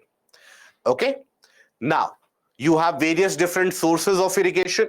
So different sources of irrigation are used depending upon the topography, soil, rainfall, availability of surface or groundwater, whichever is available, nature of rivers, whether the rivers are perennial or non-perennial, requirement of the crops. All of this basically ends up determining the source of irrigation that you have. Major sources of irrigation: wells and tube wells, canals, tanks, and you have some other. Now you can also mention sprinklers and drips. These are your modern methodologies. Overall, if you take a look at the predominance of it, tube wells, they are the most predominant one. But this has not always been the case. This has been the case in the very recent past. Till 1960s, canals used to dominate it. Okay, so when we talk about wells and tube wells, here basically a well is a hole dug in the ground to obtain the subsoil water. This method of irrigation has been used in India for a long time. You'll find even at the time of Mauryas, right? Again, go back to history. And history is, if you start reading history after this, I'm sure most of you who have attended the session or who have paid even 50% attention in this classes, I'm sure that now when you open up your history books, you will be able to pick out, for example, during Harappan civilization, Dholavira, again an example of irrigational methodologies. For example, during the Mauryas, you had the ring wells, again an irrigation methodology. So there, again, the crop types, etc. I hope you will pay attention to the topography, and that will help you understand why is it, for example, I will not get into the details of it, why is it that Rashtrakutas always entered into a quarrel with Pratiharas, for example. Why is it that the Cheras, they had a very ideal presence in terms of the control of the land? Why is it that Vijayanagar and Bahmani, they quarreled over a piece of land? Why is it that Cholas suddenly started thriving? So now, I hope when you read history, you will have a kind of a geographical perspective to it as well. Now here, a tube well is a deeper well from which water is lifted with the help of a pumping set operated by an electric motor or by a diesel engine. And overall, if you take a look at the tube wells, this is the distribution of wells and tube wells that has been found across the country. Now, this is majorly predominant across the northern stretches of the country. In the southern part, you will find the predominance and the density to be less, because not only is the groundwater getting depleted, but also because of the presence of hard terrain, it is much difficult to extract water out of it. And then in the case of the canals, Canals is basically an artificial channel through which water is diverted from the existing river system or existing source of supply. So in the 1970s, they yielded first place to wells and tube wells. Before that, they would be the major source. Here, Indira Gandhi Canal, for example, very historically and a very monumental step whereby regions of western Rajasthan, they could also carry out their agricultural practices and cultivation. But their problem was understood and a problem was felt, a problem which was observed in almost all the areas. Water would seep out underneath the canals. So canals would never have the presence of water. So the farmers who would have paid for the connectivity to those canals or the local areas, they would never get that water. And they would have to deliberately get the installation of the tube wells as well. In the region of Gujarat also, evaporation was a major problem. You cannot stop evaporation from happening. So what did Gujarat do? Gujarat came up with a very landmark solution in this case. And that is where in the newer canals, or rather in the newer methodologies to supply water, they started using large pipelines, very large pipelines, so that they could prevent that loss of water. Now, where do you think these ideas come from? Is it a political leader who is eating, who is consuming their food, and then they think about it and a bulb lights up that, okay, we'll have this? No, it is the bureaucrats who do this. That is why the ability to change lives, the capacity that bureaucrats have, they can influence millions of lives together at one point of time. No other job in this world gives you that opportunity. So next time when someone asks you, why do you want to be an IAS officer? I hope you have the answer. So in the case of Gujarat, coming back to it, what did Gujarat government do? Gujarat government basically came up with a very revolutionary idea where they started supplying water with the help of pipelines. But not only that, the existing canals which were facing a loss of water due to evaporation, it was covered with solar panels. Now that covering with solar panels, at the same time, it solved twin purposes. Think about it, that how ingenious that idea is. At the same time, you can prevent evaporation. At the same time, from those areas, you can generate electricity as well. So that is the ingenuity of the solution. So all the bright ideas that you have in your mind that you provide in these chats, keep it to yourself. When time comes, clear the examination. You will get an opportunity to implement that, provided you clear the examination. Okay? Then, canals, basically, the main canal irrigated areas are in northern parts of India, where Uttar Pradesh, Punjab, Haryana, Rajasthan, and Bihar account for 60% of the canal irrigated in the country. Majority of the canals, in the case of Punjab, Haryana, etc., they would be constructed significantly, easily and in a faster process, benefiting the farmers. In the case of eastern Uttar Pradesh and Bihar, the problem was again something very unique, where the canals were completed on paper, but if you go on the ground, you would never find it. You would never find the canal systems on the ground. So they were only completed on paper, and from administration to the politicians, everybody would consume a lot of money out of it. That is why a lot of those canals, the projects would be pending. For example, you had one of those canals, the Saryu Canal, which was initiated basically in Uttar Pradesh long back.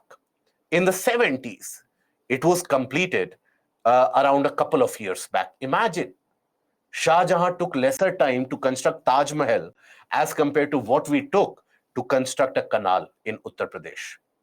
That is a matter of utmost shame. And that is where canal irrigation, basically, that declined in its popularity, that reduced. Okay? Now, then we come to tanks, water storage, excess water which is present during rainfall or water or the river movement, that is basically stored. So popular in the Peninsular Plateau area where Andhra Pradesh, Telangana, Tamil Nadu, these are the leading states. Andhra Pradesh and Telangana, they have a particular advantage and they have the government policies also which support it. Karnataka area also has been trying to increase the tankages, but then here you have the now sprinkler and drip, which is more prevalent. Okay. Now, then we come to basically the agricultural productivity.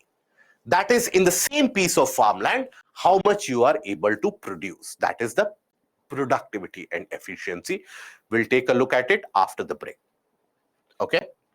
So we'll take a break. 15 minutes. And we'll be back and we'll continue.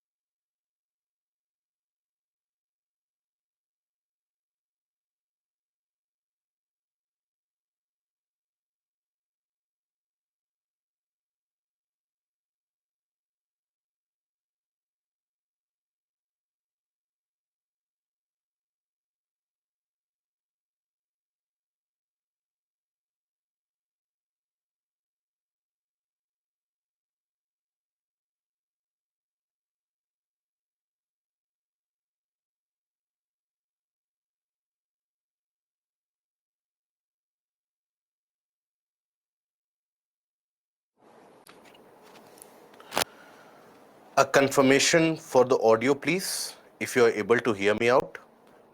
Thank you. So now we come to the portion of agricultural productivity and efficiency. Excuse me. Now I want to point out something here, guys, that in these areas, for example, agriculture, for example, industries, for example, population, settlement, transportation, urbanization. Now, for these things, kindly do yourself a service.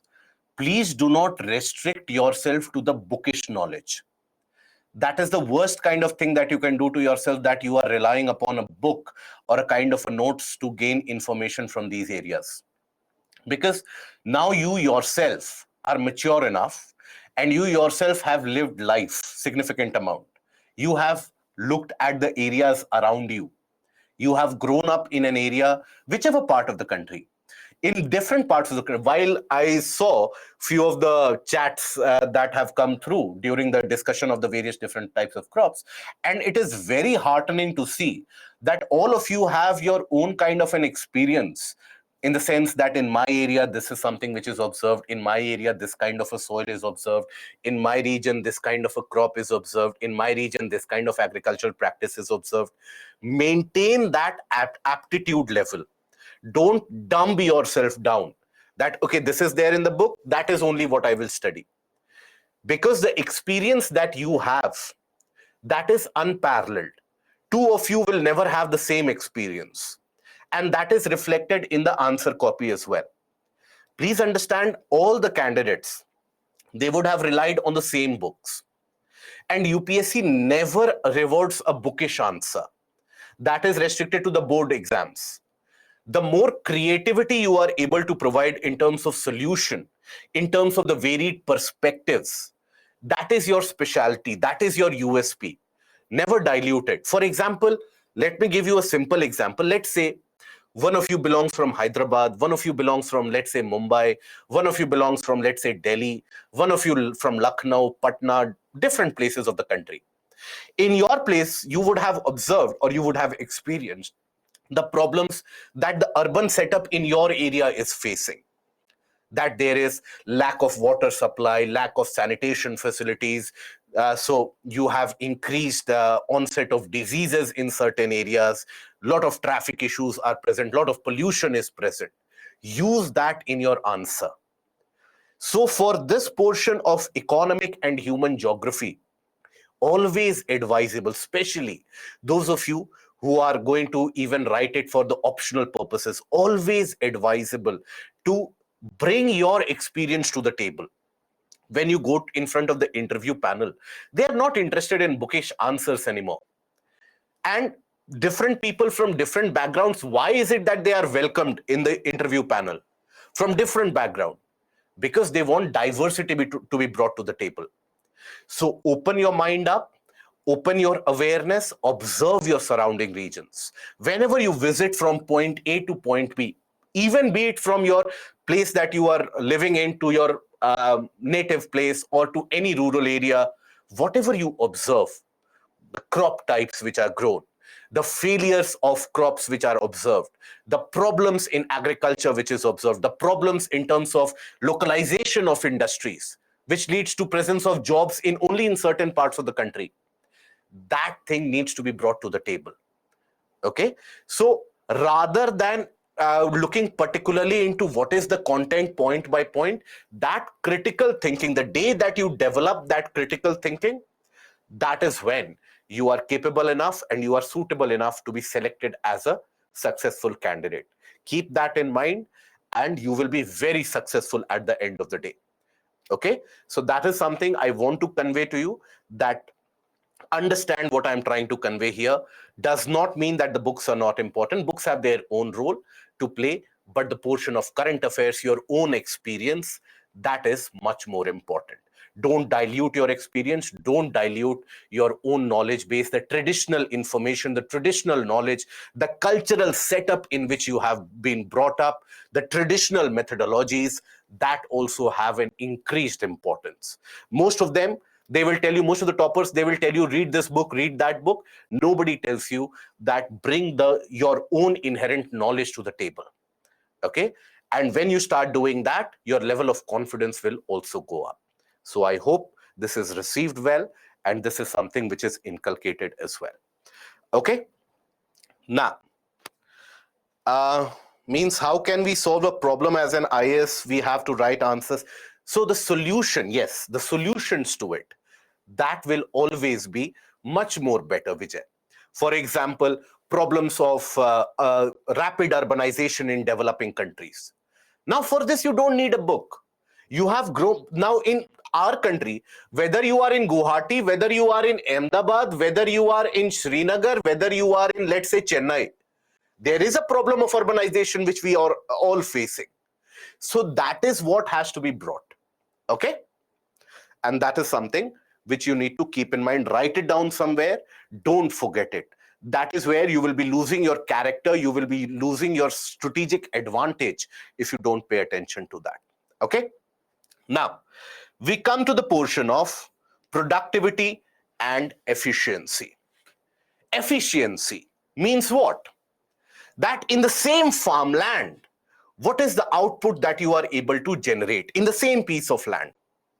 So basically, that is basically measured in the form of what is referred to as yield per hectare. That from the same piece of farmland, what is the total productivity that you are able to generate? So this will be dependent on various factors.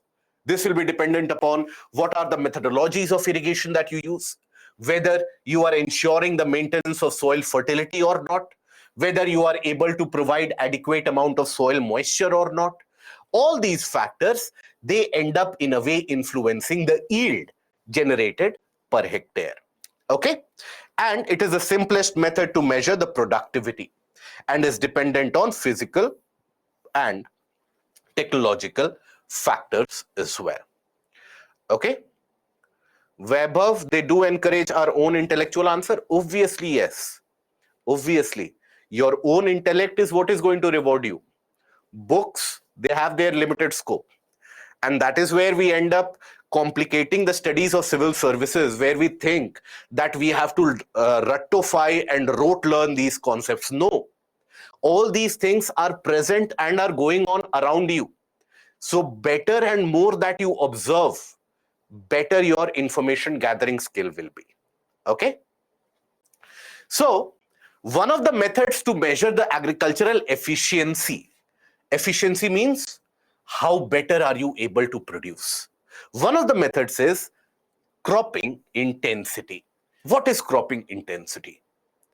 It refers to the fact of the number of times a piece of land is cultivated in any particular given year across various different cropping seasons. So in one calendar year, how many times have you cultivated that land? How many times you have used that land? It is the aspect of utilization.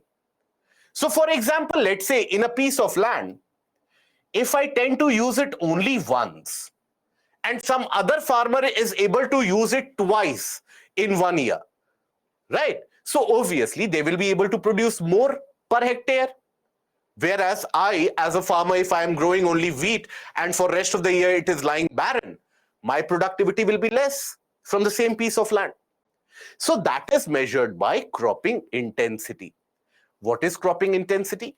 It is the gross cropped area divided by net sown area.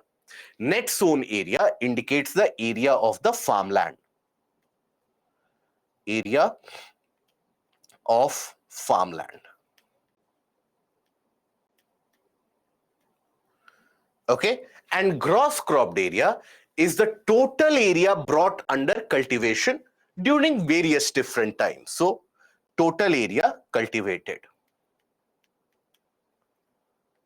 Area cultivated.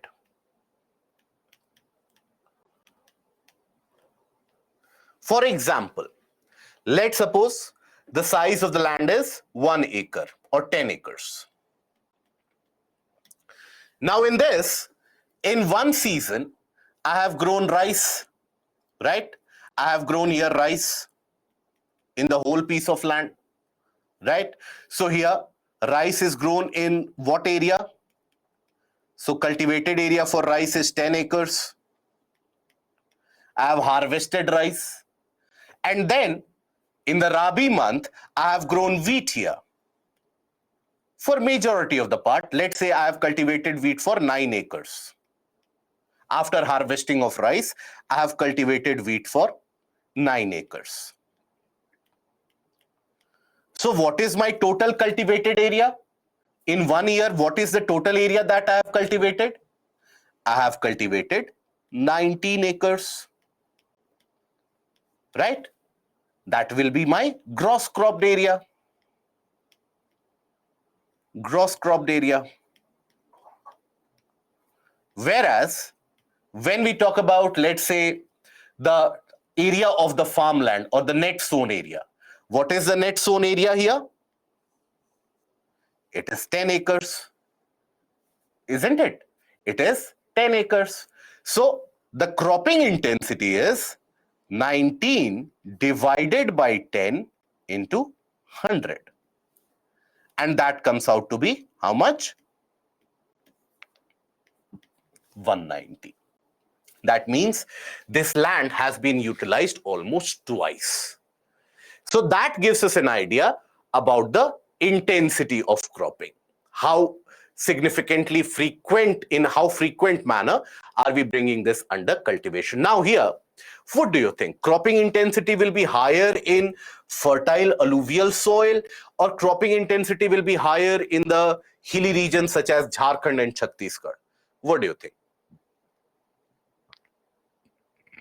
Very easy. Fertile alluvial soil, they will have a higher cropping intensity, isn't it? So very high cropping intensity of almost 175, that is to be found in Punjab, Haryana, West Bengal, the Coromandel coast of Tamil Nadu, where again we have multiple crops of rice to be grown in the same year, Aus, Aman, Boro that we studied. Then high cropping intensity of 150 to 175 in UP, Bihar, Assam, Kerala, Malabar coast. All these are plain areas. Then moderate cropping intensity. Now we take a look at the plateau areas. Karnataka, Maharashtra, Andhra Pradesh, Madhya Pradesh, Chhattisgarh. And then low cropping intensity, the hilly regions, where the conditions are not conducive throughout the year. So here you have Gujarat, Rajasthan, Jammu Kashmir, northeastern states, Odisha, Jharkhand, Himachal Pradesh. So these are your areas of low cropping intensity. Here I have attached a map, but that map is very old data which is present. But here, just to give you an idea about how the cropping intensity tends to vary. Overall cropping intensity refers to for how many times in the same year you have brought the same piece of land under cultivation. Okay. So, yeah, Mayavanshi, yes. It is not percentage, but it is unitless if you think about it. Okay. Then we have the agro and social forestry. Now, agro and social forestry, this was a program launched by the government of India, and you had the various thinkers and planners in the government. They had launched this particular program for twin purposes. First of all, in order to increase the green cover, the forested region of the country, and also at the same time to augment the region of or the kind of employment generation, income generation for the farmers. So what is agroforestry? Agroforestry is basically if you have the farmland, then on the sides of it, you start growing various different trees. Okay. So that not only provides with a kind of a natural barricade, but also the products from those trees that can also increase your income. It can diversify your income, and farm income, which is a point of concern, that is something which will also increase. So here, basically, increasing forest area and restoring the ecological balance, meeting basic rural needs, better returns in terms of the output and the income, controlling pollution also because tree cover will be increased, and generation of employment in the rural households, particularly the women folk. Because in the rural areas, generally you will find that the male population, that is the case. And there might be exceptions here and there, but the general case is what? That the male population is the one which is indulged in the farming activities. And the farm products, the off-farm products, they are then worked upon by the female population in the form of the self-help groups. You will study in the portion of economics about self-help groups and how they significantly contribute to the rural economy by self-employment generation as well. So there, these forests produce, and with the help of these trees, you can have timber, the bark, and various different types of spices can be produced as well. So that will always provide employment, that will bring about a social equity, and that will also provide a kind of a empowerment of the rural household along with it as well. So that is the aspect of the agro and social forestry. Then another thing that you need to be aware of is the aspect of green revolution. Green revolution. What is it? So this was basically a kind of inception of newer methodology of agriculture, which was which was basically brought in to significantly increase the production of the food grains, so that the food grain production can be significantly increased, right? So to increase the production of, yes, Vaibhav, to increase the production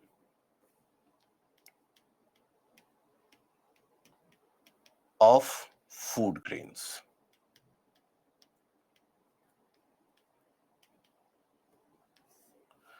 Now, how is this done? So basically, it was dependent upon certain basic features.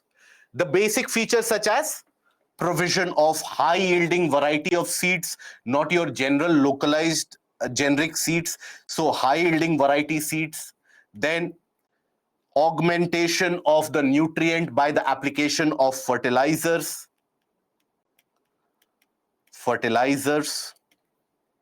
pesticides, weedicides, herbicides, etc. Then assured method of water supply by providing irrigation. Rural electrification is required for that, so that was also done. Usage of technology by farm machines, tractors, thrashers, harvesters, so mechanization of farm mechanization.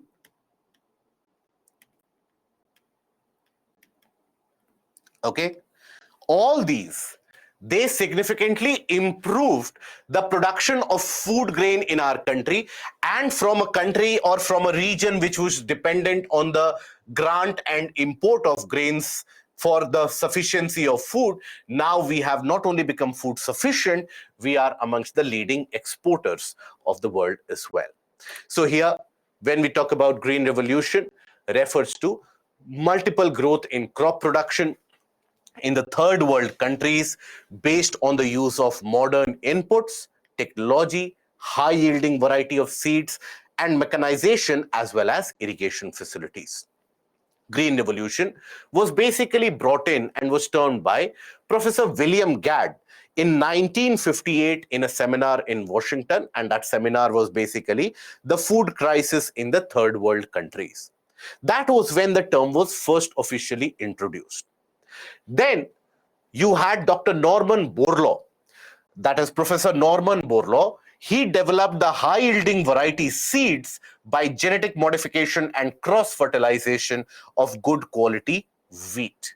And with that, in the region of Mexico, the Mexican food crisis, that was solved because the wheat production exponentially increased. So wheat production doubled in a span of 7 years, and self-sufficiency was achieved in the process.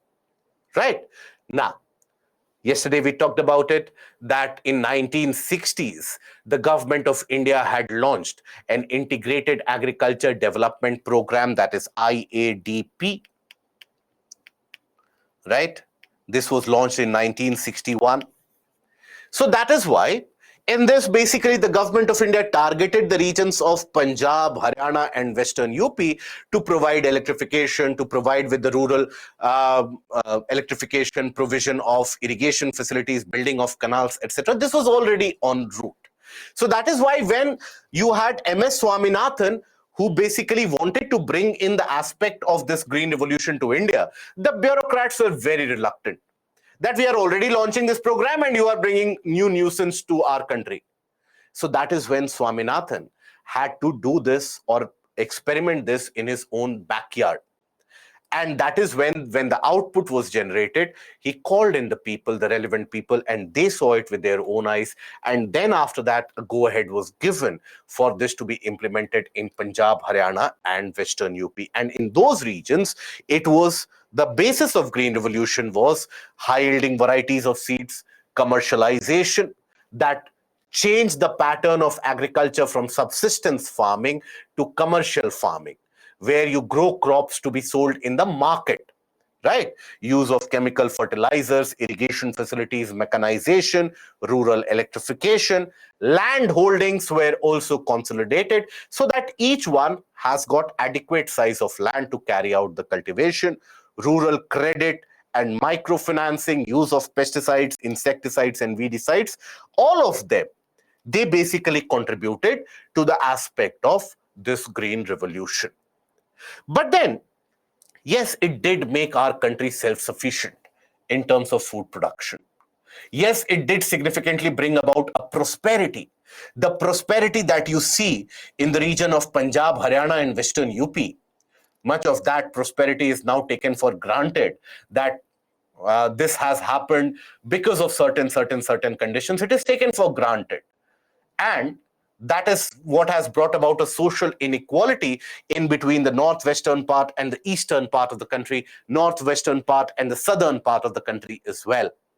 So this green revolution, after a couple of decades, there have been significant amount of drawbacks or limitations which have come to the fore. So you need to be aware about the limitations brought by this green revolution as well. So what are the limitations?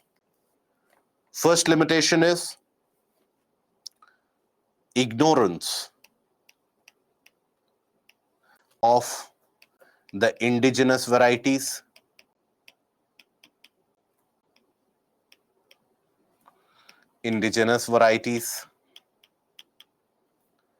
So as a result of that, because the high yielding variety of seeds were adopted, indigenous varieties of seeds, they were almost brought out of circulation.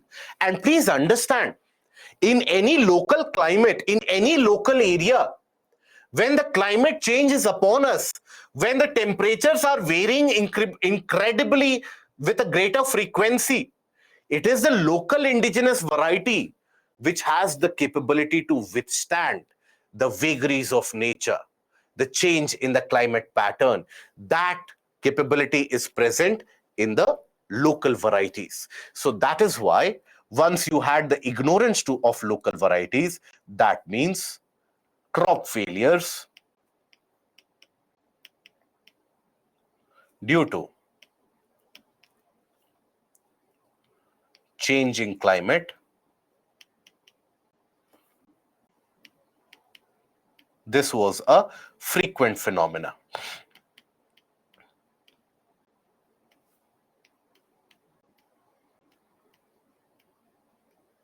Right? Then, after that, excessive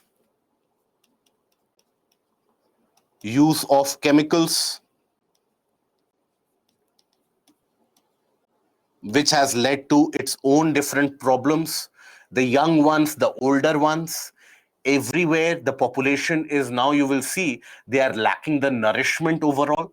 Even though we are consuming the same type of food that even the older generation consumed, but you will find greater onset of diseases as well. The immunity level continues to decrease, right?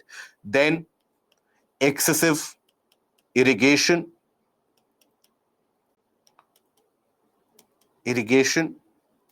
brought about depletion of groundwater.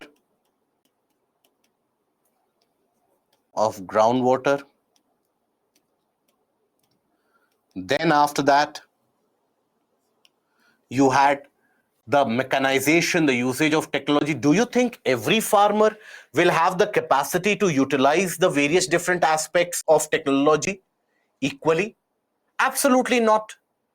The farming community has virtually been divided into haves and have-nots.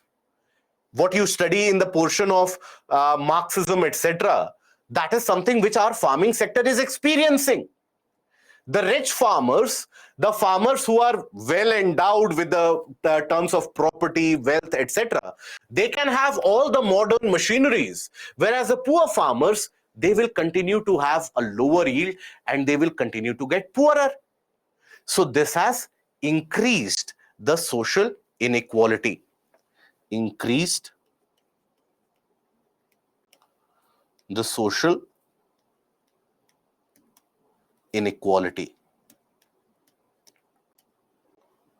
Now, this social inequality is of various types. One is between rich and poor.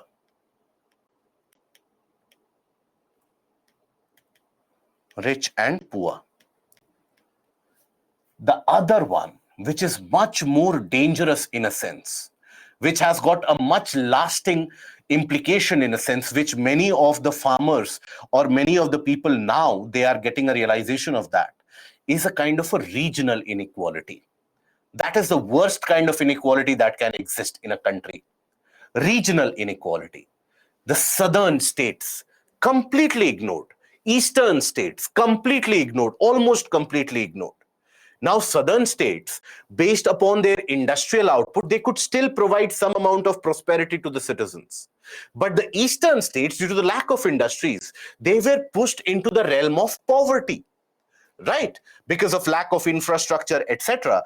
And this also brought about a regional inequality, due to which the sad fact is that you have people from West Bengal, you have people from Odisha, you have people from Bihar, Jharkhand, Eastern UP.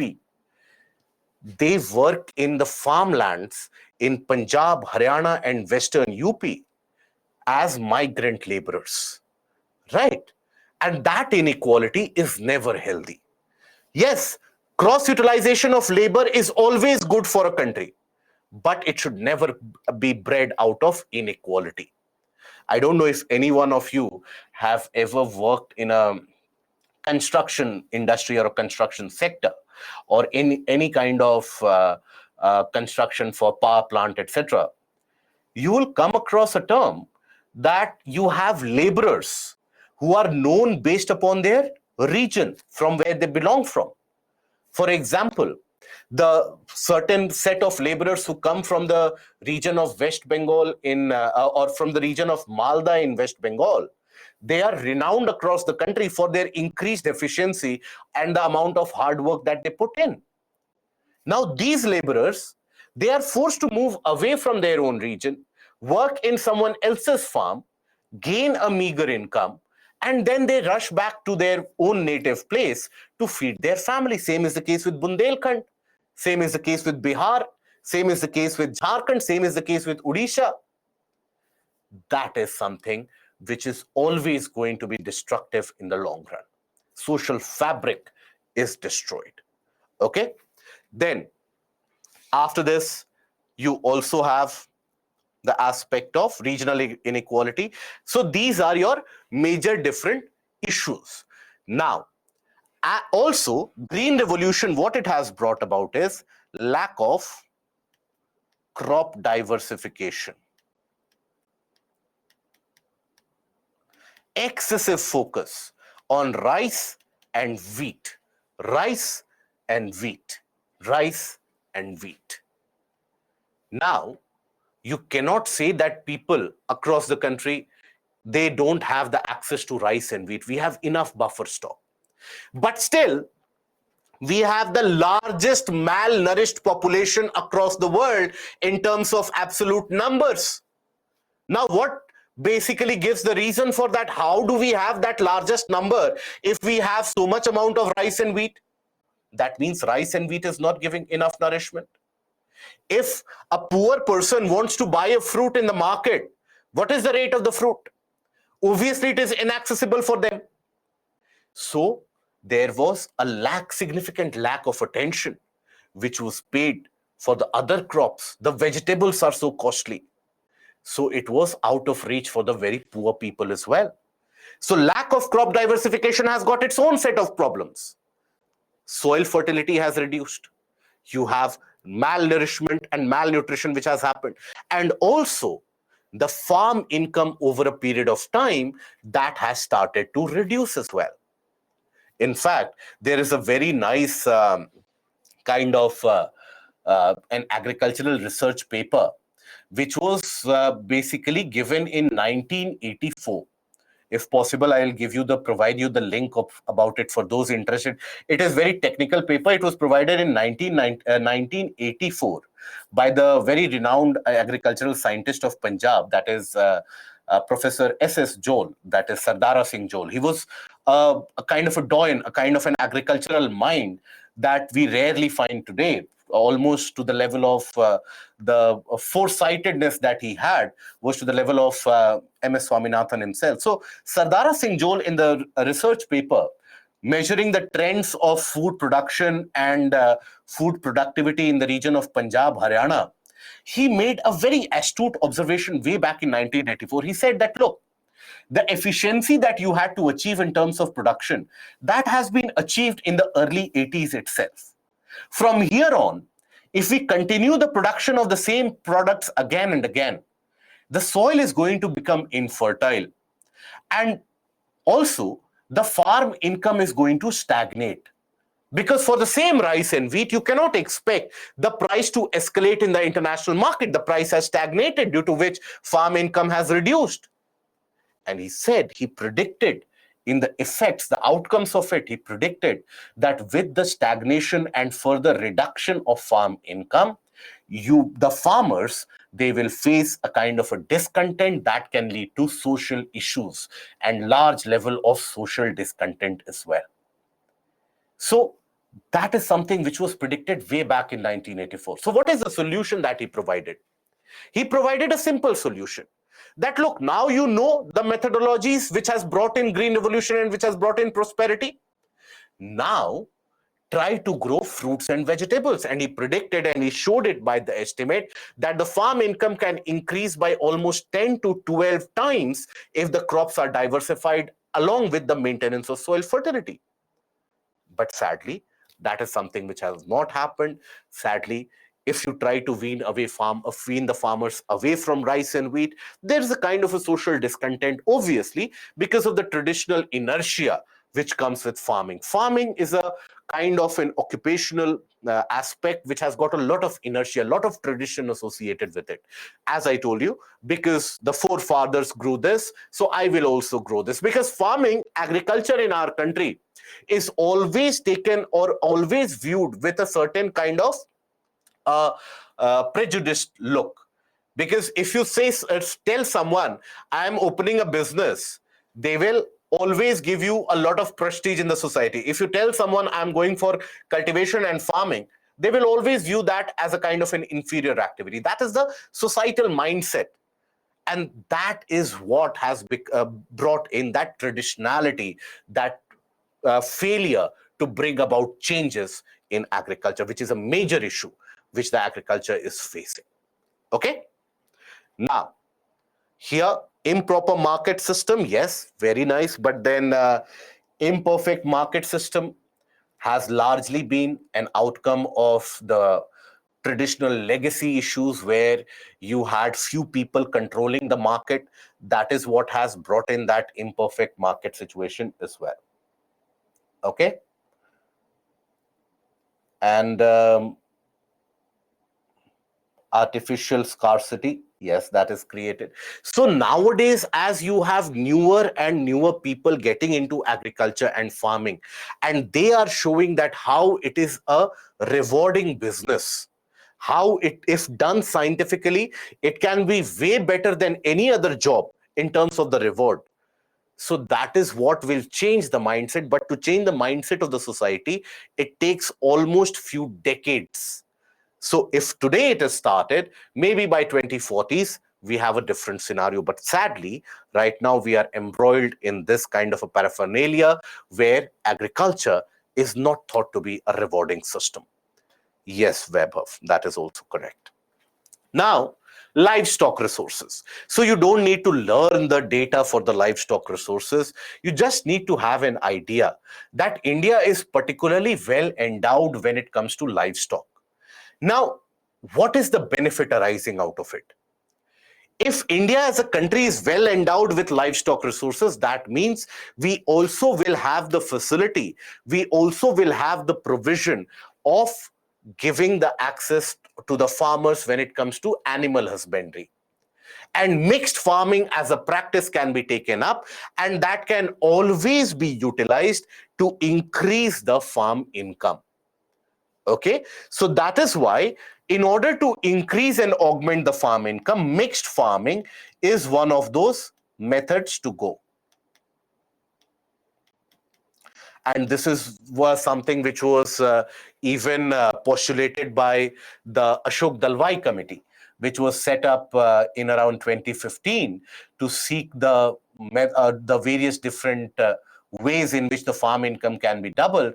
So Dalwai Committee was very clear in that you have to bring in mixed farming, because the number of people involved directly in agriculture, either remove them, provide them with adequate job opportunities, which is not there.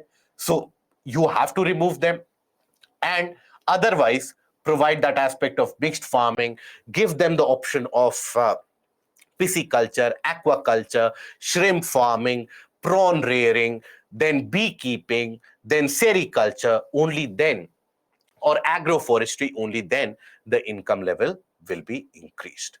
Okay? Yes, Pranay, that is true. That has appeared in news yesterday itself.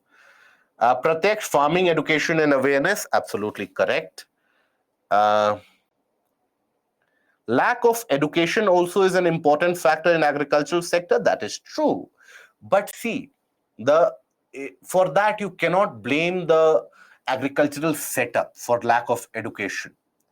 Lack of education and lack of awareness, they are different. So when you are writing an answer, never write lack of education. It will be always beneficial if you write lack of awareness. That is much better. Farmers are not aware about the trends going on in the international market. In the present setup, the mandi owners, they have so much of power, so much amount of power. If ever you want to witness the power that these market owners they have, just visit any of the mandis, especially in the region of Kapurthala, Jalandhar, Ludhiana, all the way from Tarantaran, Jandiala, Amritsar, that entire agricultural belt. If you visit, you will witness that power firsthand. They are amongst the wealthiest people in that entire vicinity, and they have the power to ostracize you. Ostracize means, if let's say you decide tomorrow that my farming product I will sell somewhere else, that means they will never buy your, or they will never allow your product to be sold in the local market. So no farmer will risk that. So regardless of the price that is offered, the farmer is bound to sell that in the local market itself. So that is where they have a lot of power. They are the rich land owning in a kind of thing that you can say mafias, which have been established in the farming system now. And it is very difficult to uproot them, almost impossible. In fact, there is another kind of a parameter, that is farm to table inflation. That is the price at which the farmer is able to sell the produce to the market, and the price at which the consumers we buy from the market. That inflation is the highest amongst the comparing countries. It is highest in India. Second is Brazil. Why it is highest in India? You would come across the news stories where the farmers are selling their products at 2 rupees a kilo, 1 rupee a kilo. And when we go to buy it, we buy it at 40 rupees a kilo. Yes, there is transportation cost. Yes, there is logistics cost involved, but there is a lot of money which is made in between. And there is a whole set of population which relies on that money, right? So that is something you have to be aware of. Then you have the agroclimatic zones. Agroclimatic zones, much more relevant for your optional area, but then you should be aware about what that aspect is. So what is agroclimatic zone? So basically, it was in the 60s and 70s itself when that entire issue of increasing the farm productivity and the agricultural output from across the country, that was thought to be done. Now, our country is one of those where you have varied physiography, varied conditions of local climate as well, varied conditions of soil as well. So you cannot have one farming practice which will work in Punjab and the same farming practice will work in Madhya Pradesh, same farming practice will work in Vidarbh, same farming practice will work in Bastar. No. Each place, depending upon the local physiography, local climate, needs a different approach so that there is self-sufficiency, so that there is increase in overall productivity. So based upon the local climatic and physiographic conditions, the country was in itself divided into 15 subcategories or 15 agroclimatic zones. If you observe these agroclimatic zones, for example, observe this, the zone 1. In that entire area, you will have a kind of a hilly area, right? Hilly condition. So the type of crops that you will grow here will be very different. Zone 2, the region of Eastern Himalayan. Zone 3, the lower Ganga plain. Zone 4, middle Ganga plain. Zone 5, upper Ganga plain. Zone 6, the Trans Ganga plain, that is the Indus River system is also present there. Then you have Zone 7, that is Eastern Plateau and Hills. Zone 8, Central Plateau and Hills. Observe the entire coast. Zone 11, Eastern Coastal Plains and Hills, Western Coastal Plains and Hills. So based upon a certain set of conditions, agroclimatic conditions, physical conditions, soil conditions, to improve the food production and to improve the productivity, this was the classification which was done. Okay, so that is the concept of agroclimatic zones. Okay, now here, after this, we come to the portion which has occupied the mindset and captured the imagination in a way nowadays, and that is organic farming. Everywhere you will hear about the term. Even if you go to the market to buy vegetables, you'll find that these are organically grown, so they are pricier. These are your normal chemically grown. Organic farming, what is this? So here, for the food production or for the farming methodology, you don't make use of any synthetic input. Any kind of artificial method is not used. On-farm product, be it cow dung, cow urine, or the manure that you generate by vermicompost, by decomposition, only that is used. That is your organic farming. Okay, in simple terms. I have also attached the kind of a complicated definition provided by FAO, that is Food and Agriculture Organization, but don't get confused by it. Just understand organic is the simple traditional method of farming where you use on-farm products to improve the productivity. You don't rely upon any kind of artificial or synthetic method. Okay, and let's now get confused with the definition. Let's see how confusing the definition is.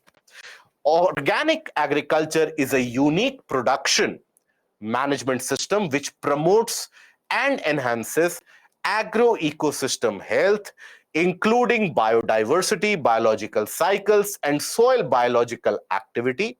And this is accomplished by using on-farm agronomic, biological, and mechanical methods in exclusion of all synthetic off-farm inputs. Overall, the same thing which we had tried to convey. That is the same thing which is present here. Okay. Now there are various different methodologies used here in order to get rid of the fungal infections, the bacterial infections, the pest attack. So there are various different methodologies and there are various methods to carry out organic farming. One type of organic farming that we take a look at, that is basically ZBNF, which we will take a look at. So characteristic of organic farming: protecting the long-term fertility of soil by maintaining organic matter levels, encouraging soil biological activity and careful mechanical intervention. You promote the growth of earthworms in that area. Earthworms are referred to as a farmer's friend because the more that the earthworms will traverse through the network of the soil, the more aeration, natural aeration, which will be provided. The texture of soil will be improved.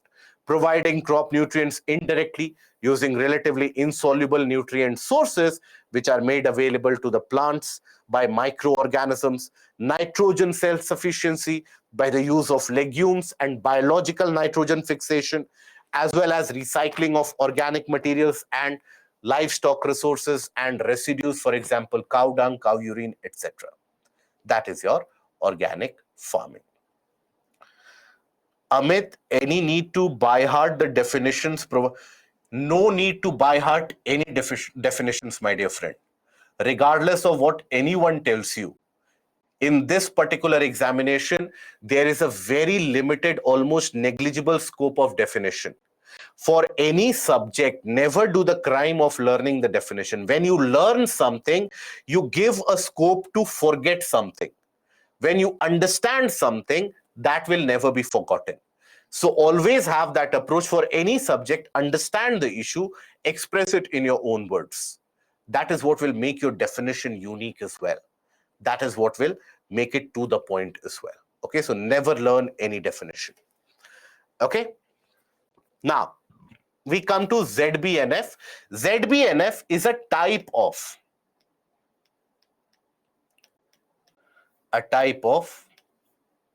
organic farming. Okay, so just as a kind of a specimen, we will talk about it, that how organic farming is carried out. That is just an example. Okay, just as an example, we'll take it up.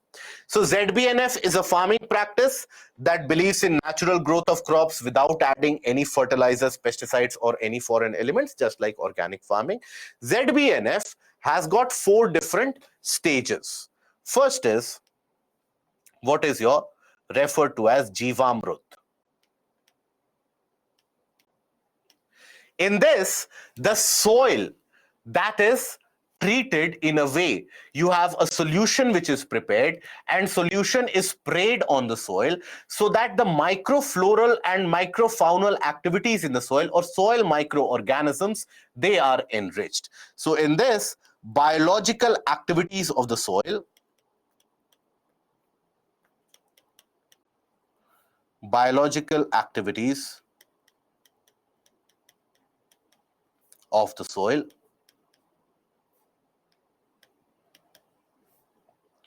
is encouraged.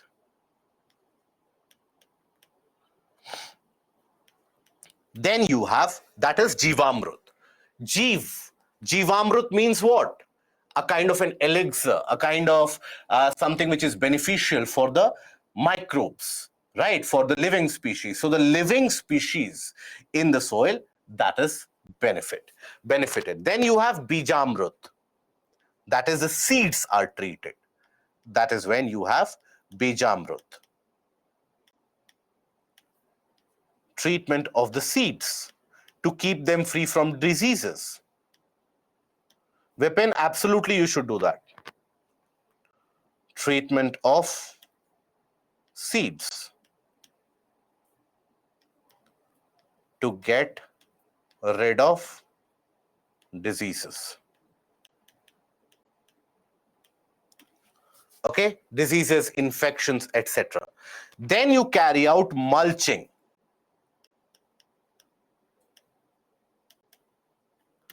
Mulching is a process in which you cover the topsoil. You cover the topsoil with dried haze, then dried leaves, twigs, leaves, etc., anything. But you don't leave the soil exposed. Because when you leave the soil exposed, that is exposed to vagaries of nature. It will get very heated, it will get compacted, it might lose the soil moisture, it might lose the fertility. So you cover the topsoil so that the soil's fertility is intact, it is maintained, it is retained. Then you have what is referred to as Wafasa.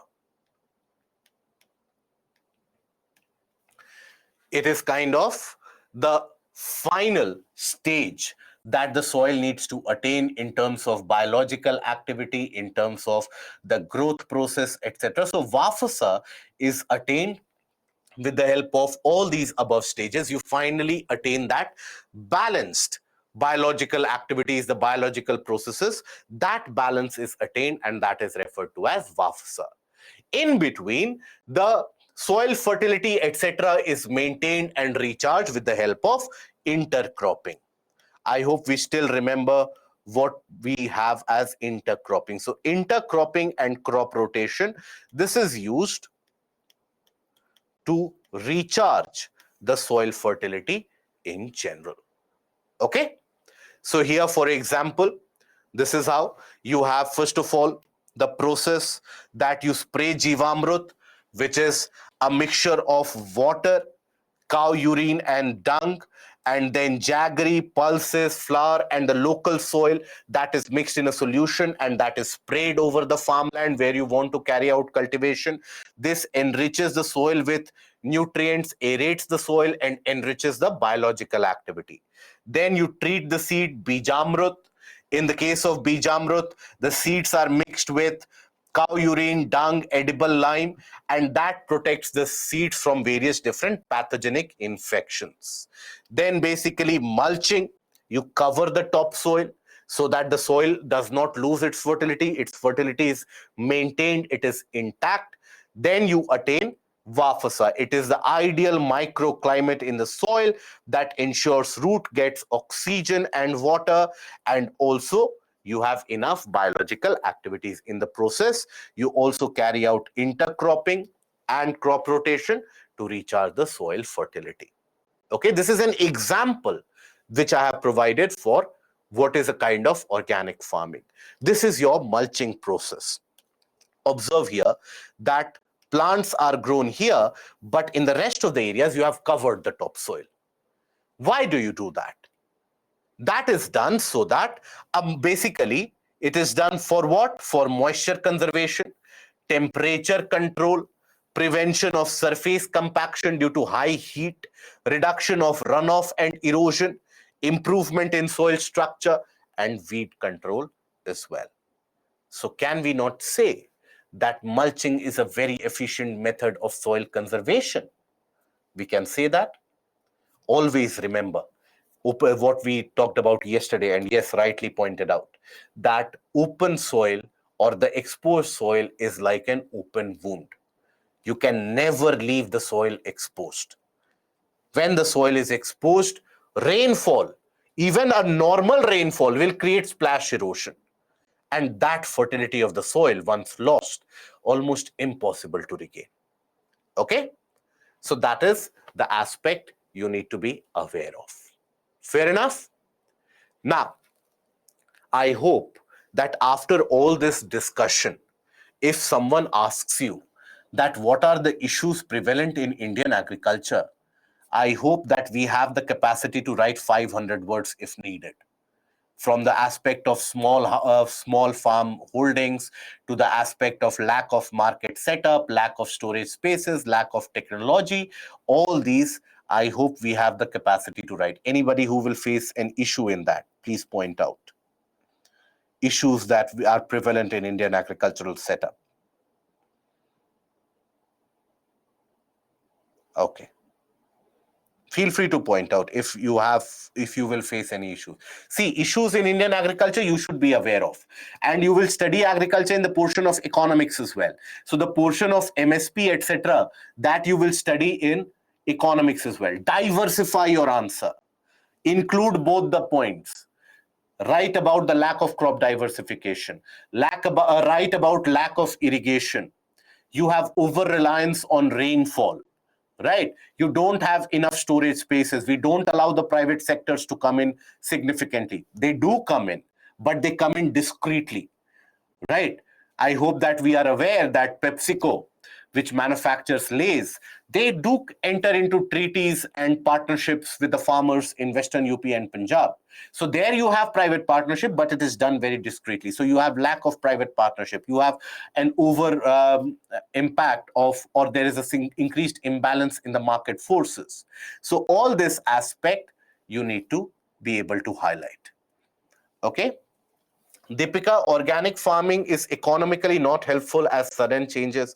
So, yes, what Sri Lanka did was a kind of a revolution. You need an evolution. Evolution is always better than revolution. Keep that in mind. Okay. What logic should be preferred to Vishal to find which crop should be found in an area? The rainfall type, amount of rainfall, and the requirement of the crop. That is it. Look at the various different crop types. If an area receives less rainfall, maize, millets, pulses, oilseeds. If an area receives, or wheat also. If an area receives high amount of rainfall, then grow paddy, grow jute, and other crops. Generally, all the areas, when you provide a solution, you should provide the case of vegetables and fruits, which can be grown. Okay, and does questions in these need pictorial representation? If you are able to provide, lot better, but does not mean you start drawing that this is what jowar looks like. No. Just the basic flow chart diagram is more than sufficient. And Sayadri, Wafasa is the kind of an adequate macroclimatic soil condition which is achieved, agroeconomic condition which is achieved, where the roots are able to grow because now the soil has got microbes working, because now the seeds are also healthy. So that final Zen state, if you can think about, that is achieved in the soil. That is Wafasa. Okay. And food processing plant, yes. All these, Prashant, very good. Is organic farming very beneficial for farmers? In the long run, it will be beneficial.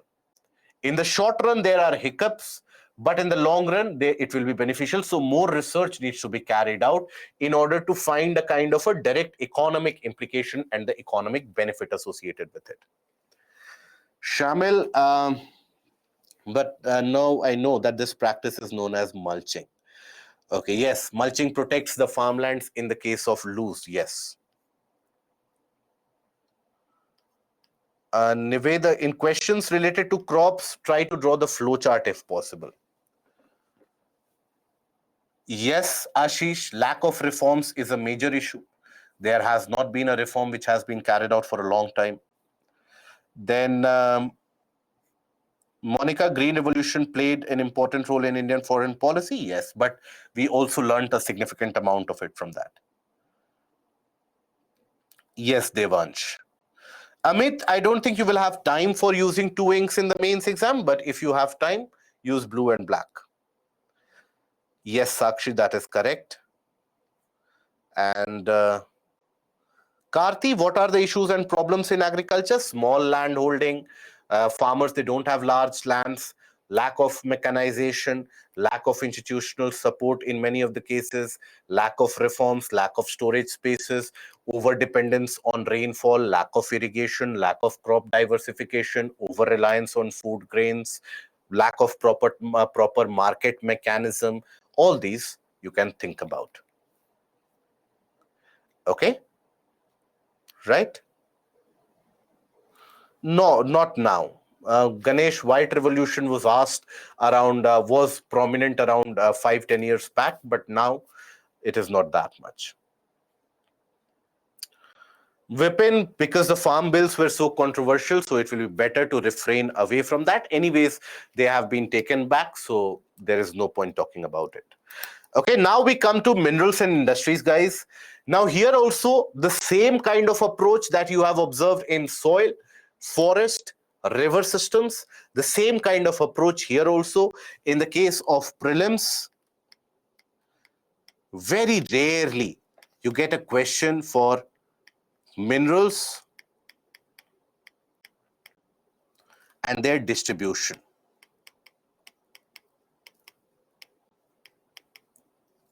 Okay? And in industries, location of industries, the locational factors when it comes to industrial setup. Now here again, I will highlight one of the problems that many of the candidates, they get entangled in. If you analyze the previous year questions, UPSC likes playing with the candidates. I hope every one of us are aware about it, and every one of us are aware that how the mindset is played by the civil services. So basically, here you will find that once or twice UPSC has asked a very factual question. Which of these are major minerals? Which of these are minor minerals? One question every 2 to 3 years. And all the candidates, they spend all their energy in learning those major and minor minerals. For what? Maybe UPSC will ask one question. It might not also happen. It might happen that UPSC asks that one question and you still might commit a negative marking despite spending 2 to 3 weeks learning that. So don't learn those factual portions. Anyways, if you want to learn them, I have provided at the end of this a list of all those minerals and their distribution. So all of us who are very interested in learning all of this, that list is provided to you. Here, what I would suggest to you is look very carefully at the portion of current affairs. In Indian geography, current affairs determines a particular prominence. For example, lithium discovery has happened in Jammu Kashmir. Everyone knows about it, right? So chances of UPSC asking this is very less. UPSC can ask you that other than Jammu Kashmir, where do you find lithium?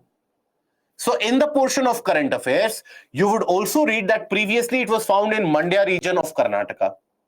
So those snippets that you come across in your news stories, in your newspaper, that is something which should be held. Okay, and please don't lose your mental sanity because of one or two factual questions which UPSC keeps on asking. Your preparation should not be dependent on that. Okay, current affairs in terms of where industries are being set up, where do you find more industrialization to be happening?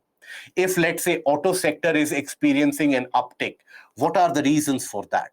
If let's say auto sector is experiencing a kind of closure of industries, why? So all those facts that you study in the business page, in the economic page, that should be linked here. This is the portion of economic geography. You cannot read it in isolation from economics. So the portion of economics where you expose yourself to industrial policies, etc., that is something which should be looked in perspective. Okay? So that is something I hope you develop an approach because of this. We will talk about the geographical aspect of here. So we will talk about where these minerals are found, some of the major minerals, the types of industries, location of industries. We'll talk about it. So minerals and its types, basically, when we talk about classification of minerals, broadly classified into three types: metals, non-metals, and energy minerals. Metals, I'm sure we would have studied it in class 7th or 8th level.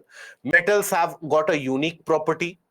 They are sonorous in nature. That is when you hit them, they have that unique sound, right? The sound that reverberates, that kind of a sound.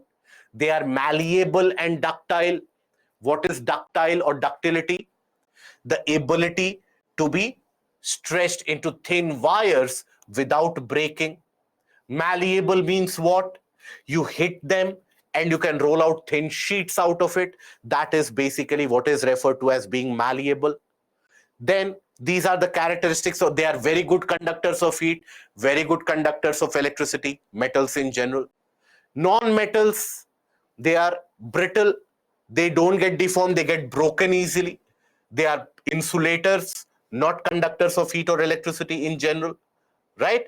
And then you have energy minerals. In the case of energy minerals, we have already taken a look at petroleum. and natural gas. Now, we have taken a look at the aspect of petroleum and natural gas about its formation.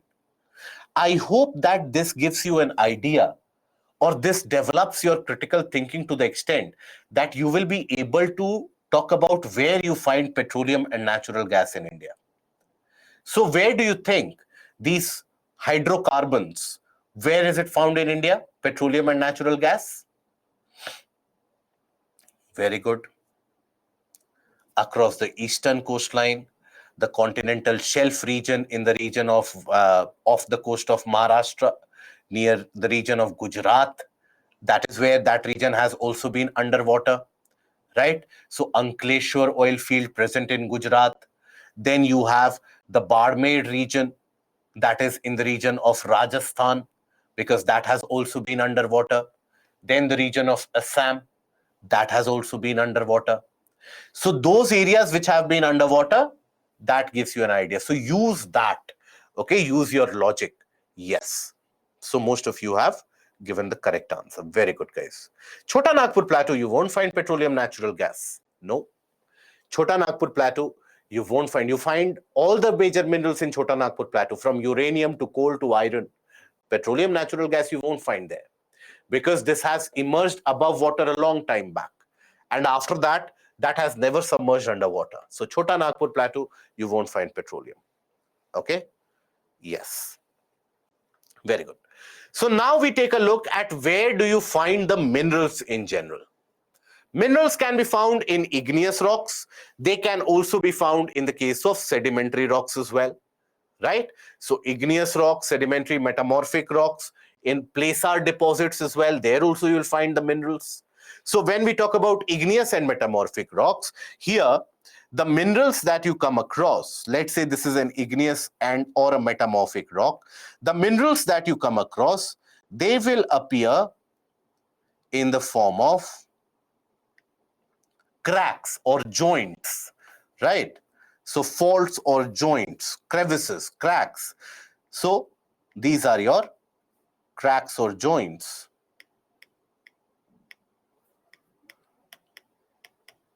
And these are referred to as veins. Okay? Sometimes these minerals are also found in chunks, in larger concentration. Okay, when they are found in larger chunks, they would have solidified as a chunk, let's say, while the formation of rock was happening. These are what are referred to as lodes. Okay, this is when minerals appear in larger chunks. Minerals appear in large chunks.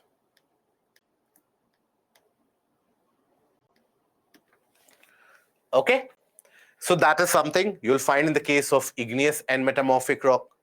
In the case of sedimentary rocks, you'll find that the minerals are oftentimes found in between layers as well, because of the process of sedimentation.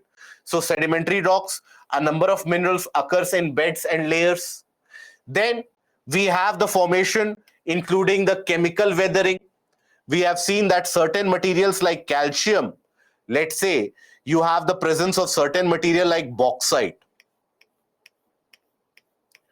okay, and all around it you have calcium.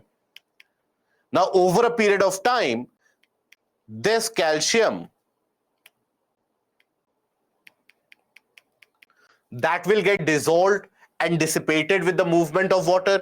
You will be left behind with this mineral. So there also chemical weathering, chemical erosion can also lead to exposure of the minerals. Then after that, we have the placer deposits. Example of placer deposits in the world, we have seen in the case of the continental drift theory, when we talked about gold which is found in the region of Western Africa. That is a placer deposit which has been carried out from the region of eastern part of South America. That is where the placer deposit has come from, isn't it? In the case of our country, India, where is it that we find these placer deposits? We find this in the region of Chota Nagpur Plateau. across the river. Now you don't find gold there, but I hope we have heard about the name of the river, Subarnarekha.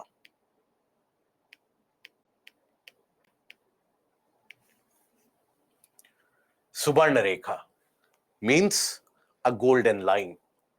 So this river, which drains through the region of Chota Nagpur Plateau, empties itself eventually into the Bay of Bengal. So this river, earlier on this river beds, you had certain gold ingots and certain gold particles which would be found. So it was a major occupation of people filtering out the sediments of this in order to find the gold particles. So that is also a resultant of placer deposits. But other than that, minerals are also to be found at the depth of the oceans, at the bottom of the oceans. So that is where the ocean waters also consist of vast quantity of minerals, where when we talk about the ocean here, the various different salts and materials, they end up compressing together, condensing together, coming together. And when they eventually come together, that is when basically they will condense and they will fall down. And they will be consistent of, or they will be consisting various different types of metallic nodules. They will consist of iron, manganese, magnesium, sometimes nickel, chromium, cobalt. All this will be present here. These are what are referred to as polymetallic nodules. Polymetallic nodules. So there is this very nice magazine that is The Economist. If ever you get it is very costly though. Subscription is very costly. The magazine also is very costly, so there is a limitation to it. If you get a free magazine, free downloadable PDF, you should absolutely read it. So Economist, or it has got its own YouTube channel as well, so you can follow that as well. So Economist, if has termed the ocean bottoms as the final frontier, because mankind has managed to explore the space and be back, but we have not managed to explore the ocean bottom. And that is where The Economist has predicted that in the next century, the race is going to be to the ocean bottom. We already see that India and China, we are competing for that. India, by its Samudrayan mission, it wants to go to the bed of the Indian Ocean and eventually be in a position to exploit those minerals in a particularly economically beneficial manner. So that is where you have the polymetallic nodules. But till now, we don't have the technology to go to the ocean bed, extract that, and still be economically profitable. Unless and until extraction is economically profitable, it is never carried out. Okay, so till now, that is not done. Okay, exploration has carried out, but extraction has not begun. Now, in India, we have discussed the origin of the physiographic divisions of India. We have discussed how various different places have come into existence. Now there, what do you think? Which are the regions which will be rich in minerals? If you have to think about it. Which are the regions which will be rich in minerals in our country? The Chota Nagpur Plateau, the Bastar region, the Karnataka Plateau, the region around Bundelkhand and Aravallis, right? The older areas, which are very, very old. Some parts along the Telangana Plateau, Andhra Pradesh region, some parts along that, they will be very rich, isn't it? Otherwise, when we talk about the northern plains, they have been carried out or they have been created as a result of deposition recently. So there you won't find many minerals. So when we talk about mineral distribution in our country, 11 states account for 90% of the total number of operational mines in the country. And observe this, this is not a mere coincidence. It is not as if that you have to necessarily learn it in this area.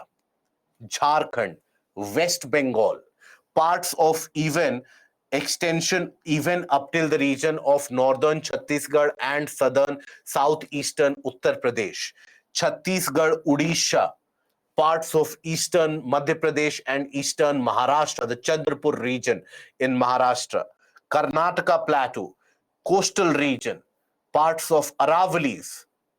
These are going to be very, very rich in terms of mineral deposits. Deccan is still not very rich overall when we talk about Deccan traps. It is still not very rich in minerals because there have been fresher deposits there which have happened only around 80 to 90 million years back. So those fresher deposits which have happened recently, that is why Deccan is not very rich. Okay. Now, here we will take a look at few of the major minerals and we'll talk about few of them. So iron ore. Iron ore basically is considered to be the base, the kind of a backbone for a country's development and for a country's infrastructure. Because if you think about from buildings to highways to railways to airports, everywhere, either iron or steel is used. From aircrafts to vehicles on the road, steel is used.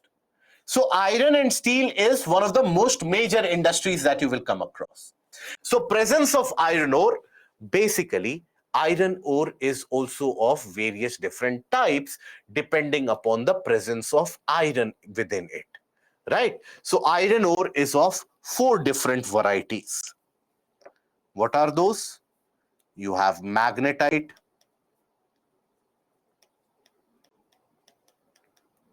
hematite, limonite, and siderite. These are your 4 major ores. Out of this, magnetite has got the richest component of iron. In that ore, you get almost around 70% of iron, which is very high. Hematite is the one where you have 60 to 70%. This is used for industrial purposes. For all the industrial purposes, for the manufacturing of steel, etc. That is where hematite is put to use. Okay, so that is basically the benefit that you have, or that is the type of ore. Limonite and siderite, they are considered to be impure. Now here, magnetite, because it is very, very pure, it has got a restricted and a kind of a defined usage. Magnetite has got very good magnetic qualities and is especially valuable in the electrical industry that you come across. That is where magnetite is useful. It is found in certain areas of Karnataka, regions of Rajasthan along the Aravalis. So Karnataka has got significant resource. Then you have Rajasthan, Andhra Pradesh, and Tamil Nadu. These are the areas where magnetite is significantly to be found. Okay? Hematite is the one which is used for, which has got slightly lesser purity as compared to magnetite, but this is most extensively used. And hematite typically is found in 4 major belts across the country. One is the region of Odisha, Jharkhand belt. So this is basically in the region of Singhbhum area in Jharkhand, the southern part of Jharkhand, and the Mayurbhanj region around Odisha, right? So the Singhbhum, Mayurbhanj region.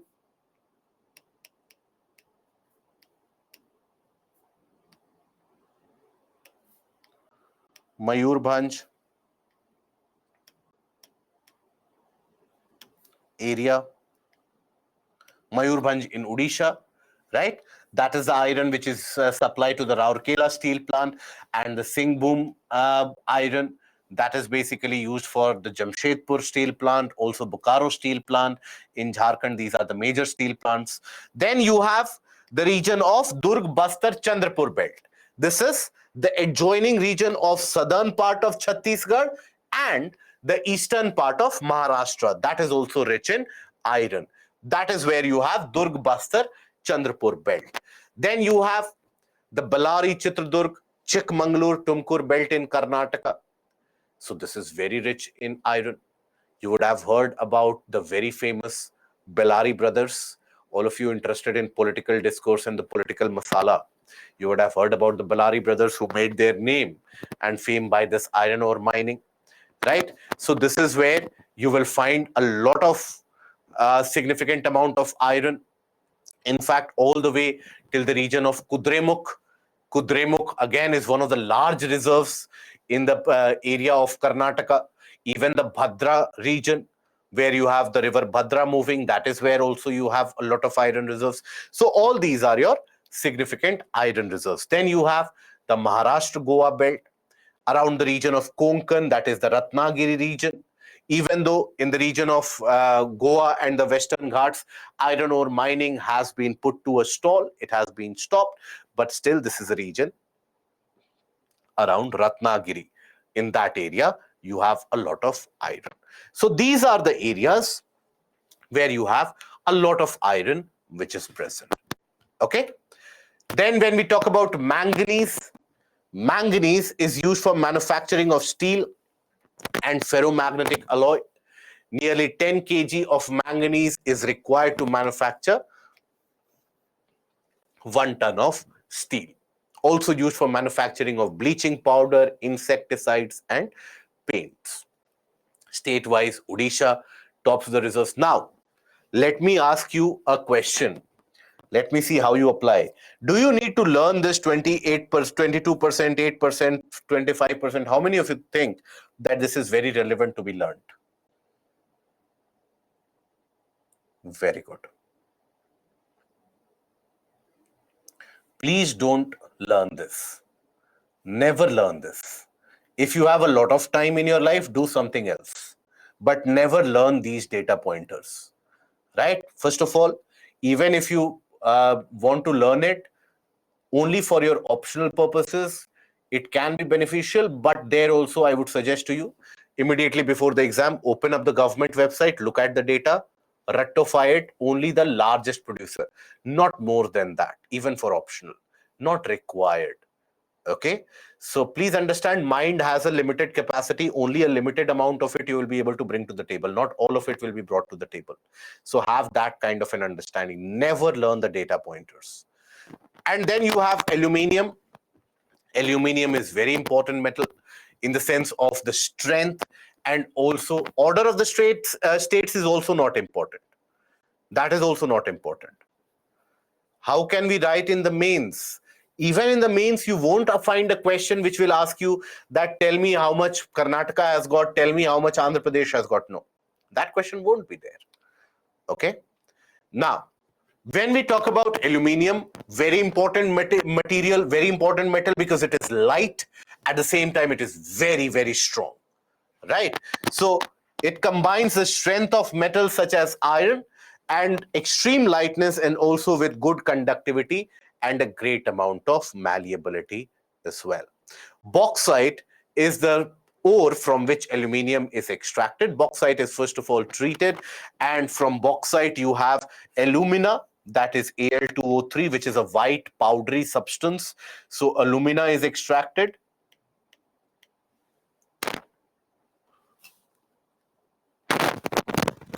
Okay, then.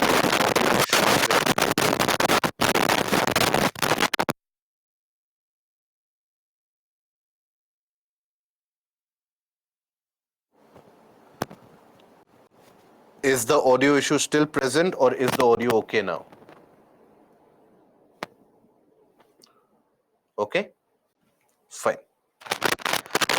So basically, bauxite, again, from there you have the extraction of alumina, and later from that, aluminium is extracted. What is malleability? Malleability is basically once you have the ability to, when you hammer it out, thin sheets are basically extracted. Aluminium, all of us would have seen the usage of aluminium foils. That is basically the malleable characteristic where aluminium has not broken, it can be converted into thin foils. This is generally a characteristic of good metals that you come across. Okay. Abhishek, once in Central Asia, aluminium was used as royal utensils. Not in Central Asia. This is a fabled story of Napoleon's courtroom, and it was in, and that is what was used during, and that was cited by various different revolutionaries of French Revolution as well, where at one point of time aluminium would be so costly that the royal household, the normal people would eat in gold utensils, whereas the royal guests would be served in aluminium utensils. And after the extraction process, within a couple of decades or within a few years, when it became very cheap, aluminium was very cheap. And then that is where aluminium found its place in the form of beggar bowls. So that is where the revolutionaries during the time of French Revolution, they said that the condition of the nobility will be same as the case of aluminium, where from the table of the riches, they will be converted into the begging bowls. That is a very interesting kind of anecdote for aluminium. So in India, aluminium deposits are mostly found in the region of Amarkantak Plateau, the Maikal Hills, and the plateau region of Bilaspur Katni in the area of Chhattisgarh and Madhya Pradesh. Some parts in southeastern UP also you will find, some portion in the region of Tamil Nadu also you will find. So bauxite, Odisha, Andhra Pradesh, Gujarat, Chhattisgarh, Madhya Pradesh, Jharkhand and Maharashtra, this is where bauxite will be found. Okay. Now, copper. In India, traditionally, we have been using copper since the time of the Indus Valley civilization. Because if you think about it, bronze is an alloy of which materials? Bronze is made up of which materials? Yes, Shivam, this is for prelims only. Let me see. Good, Shrikant and Sayadri.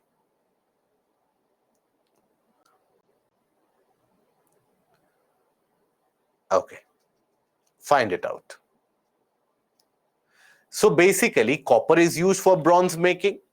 And when we had bronze tools, copper was significantly used even at that point of time.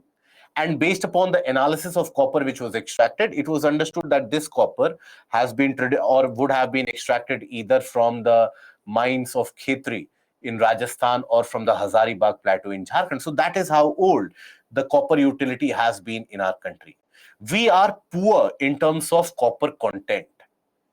And since the time of, you would all have heard about the very infamous case where the Sterlite plant in Tamil Nadu was shut down.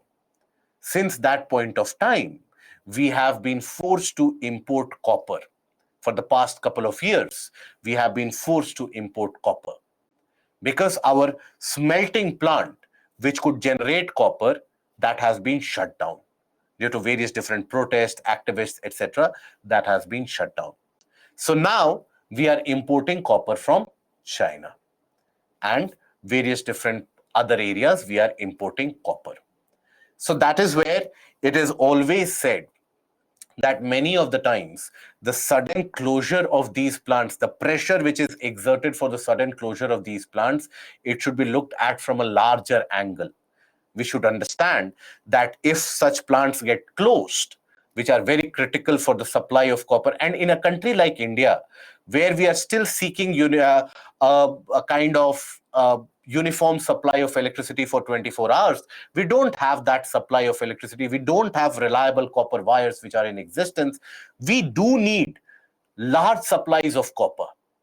So very quickly, within a span of 2 to 3 years, we have basically changed our stance has shifted from attaining a kind of a self-sufficiency to be totally import dependent now. That has to change. If we are aiming at a long-term self-sufficiency, we have to start working from now on itself. Okay? So now, here, when we talk about it, copper is malleable, ductile, a good conductor, and copper is mainly used for electrical equipments and electrical devices. Balaghat mines in Madhya Pradesh, Khetri mines in Rajasthan, Singhbhum district of Jharkhand, these are your leading producers of copper. Rajasthan has the largest resource of copper ore. Observe, 668 million tons of ore is present, out of which you have 3 or 4 million tons of copper, which is present in 668 million. So in that amount of ore, 4 million tons of copper is present. So that is the aspect of extraction also. Okay, we'll take up more of these in the following session, that is on Monday. Before that, we can take up few of the PYQs. Okay, let's pick up few of the previous year questions as well. So we start with the questions. Okay, so if you travel through the Himalayas, you are likely to see which of the following plants naturally growing there: oak, rhododendron, and sandalwood. If you travel through the, how much time do you need, guys, for this? I'll give you 30 seconds. If you travel through the Himalayas, you are likely to see which of the following plants naturally growing there.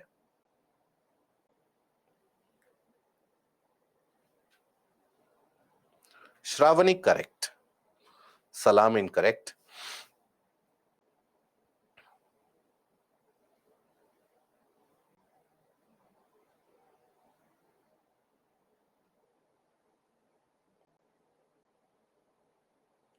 Very good. Majority of you have given the correct answer. Sandalwood is a tropical deciduous tree that you find in moist deciduous forest. Yes, Sayadri. Very good. So sandalwood is to be found in moist deciduous trees. Then consider the following states. In which of the above states do tropical wet evergreen forests, where do we find them? Tropical wet evergreen forest. Where do we find them?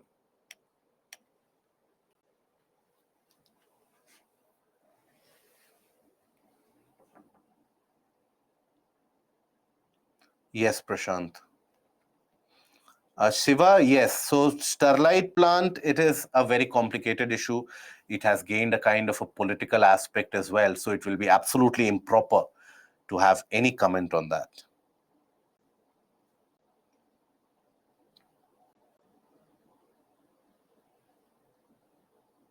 Beautiful, guys. Very nice. So here, Himachal Pradesh is where you will not find that. Arunachal and Mizoram, you will find that. So the answer is C, 1 and 3 only. Then, all of you who are a fan of the recent cult movie which has come out. So with reference to red sanders, sometimes seen in the news, consider the following statements. It is a tree species found in a part of South India. It is one of the most important trees in the tropical rainforest area of South India. Which of the statements is correct?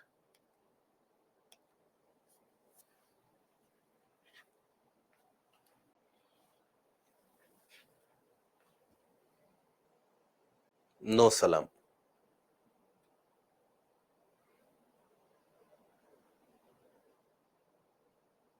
Yes, Sayadri, correct. No. Pranay, correct. Yes, Seni, correct.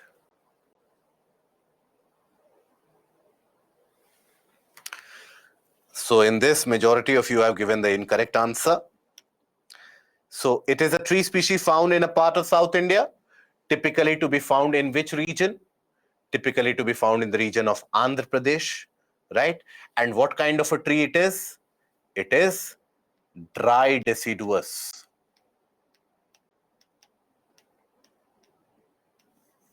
Dry deciduous. And it is not tropical rainforest. Tropical rainforest represents evergreen vegetation. This is incorrect. So the answer is A. Okay. Then, contour bunding is a method of soil conservation used in desert margins liable to strong wind action, low flat plains close to stream courses liable to flooding, scrublands liable to spread of weed growth, none of the above. Contour bunding.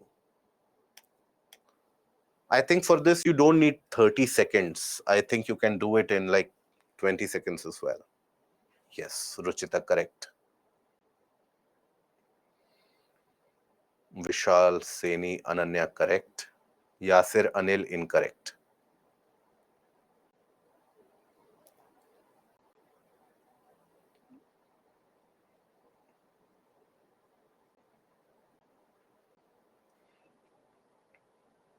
Yes, Vaishnav.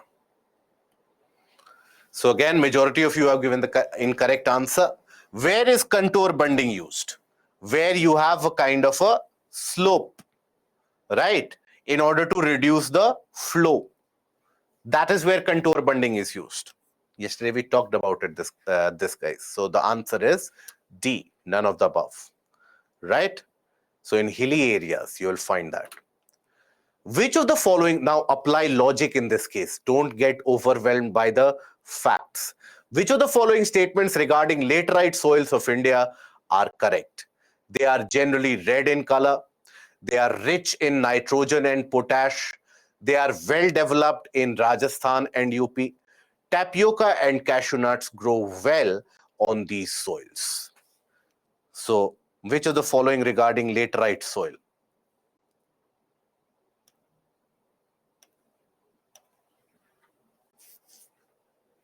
Yes, very good. Yes. Good.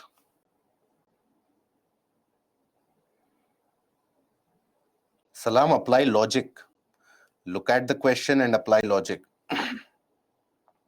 Most of them have applied logic in this case. Very good. Yes, Abhishek. Very good. Nice. So here, this is the exception. No soil in India is going to be rich in nitrogen. Eliminate this. You have one correct answer. Okay. Then, consider the following crops. Again, use the same logic. Which of these are your kharif crops? Cotton, groundnut, rice, and wheat. Which of them are the kharif crops?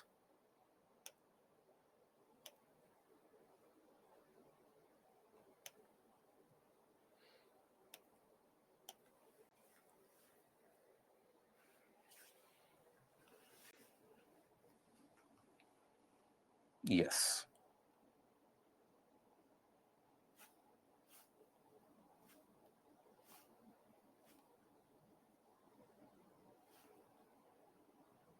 Abhishek, incorrect.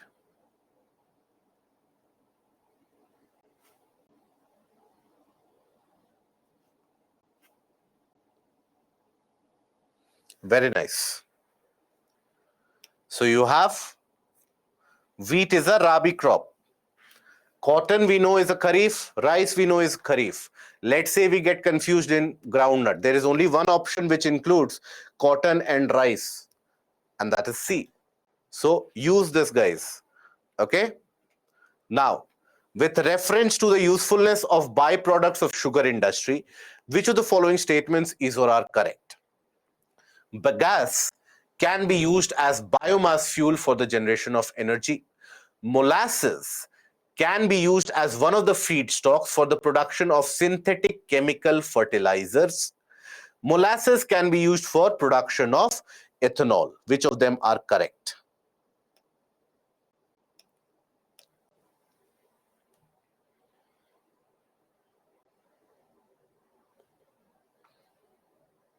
Good. Ananya Seni, incorrect.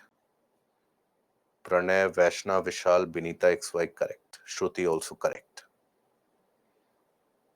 Abhishek, incorrect. Umesh, incorrect. Priyanka, Shamil, correct.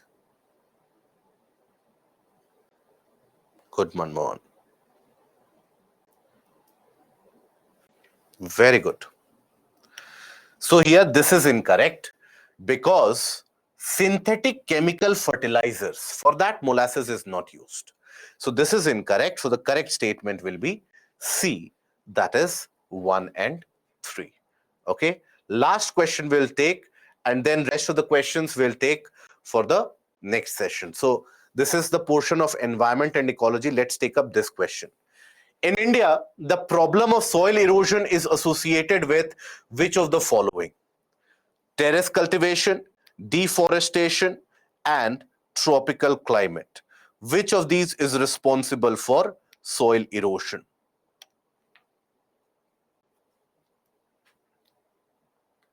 This is very easy. I expect most of you to get it correct, guys. Yes. Ruchita, think about it again, my dear friend. And Nikhil, same with you as well. Think about it. Don't rush. I'm providing you 30 seconds. Don't rush into it. Yes.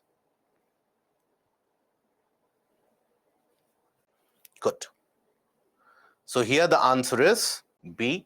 That is 2 only. Terrace cultivation prevents soil erosion, isn't it? And tropical climate does not mean soil erosion will happen. If you carry out proper conservation methods, it will not happen. Okay?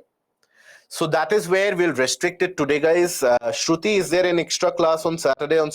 Not exactly on this Saturday or Sunday. We'll take a look at it. If possible, we'll try to extend Monday's session by half an hour extra. That will be sufficient. If not, if there is no scope to do that, then we will have one hour session on Saturday, that is 15th. That is where we'll do the mapping. That extra session, if it is conducted, it will only be for mapping purposes to indicate the portion of mapping. Okay, so I hope that is understood. Leaderboard you want? Okay, very briefly I'll indicate to you the leaderboard.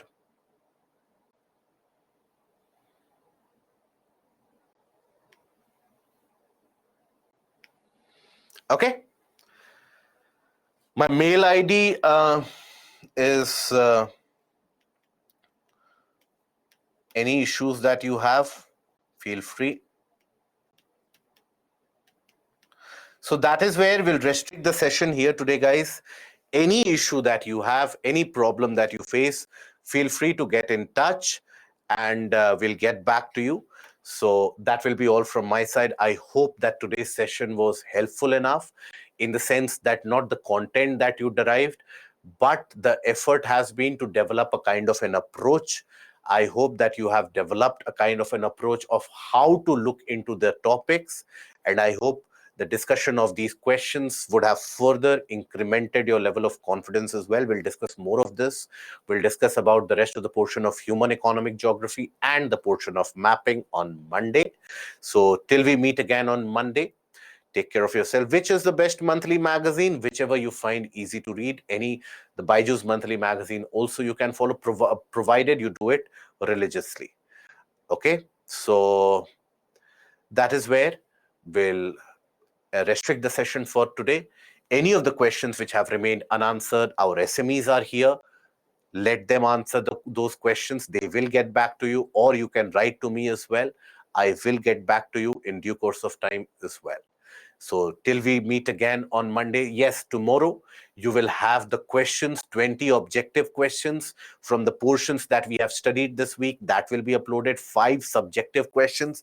Few of you are writing very good answers. So please continue that. Never stop that. Write the answers.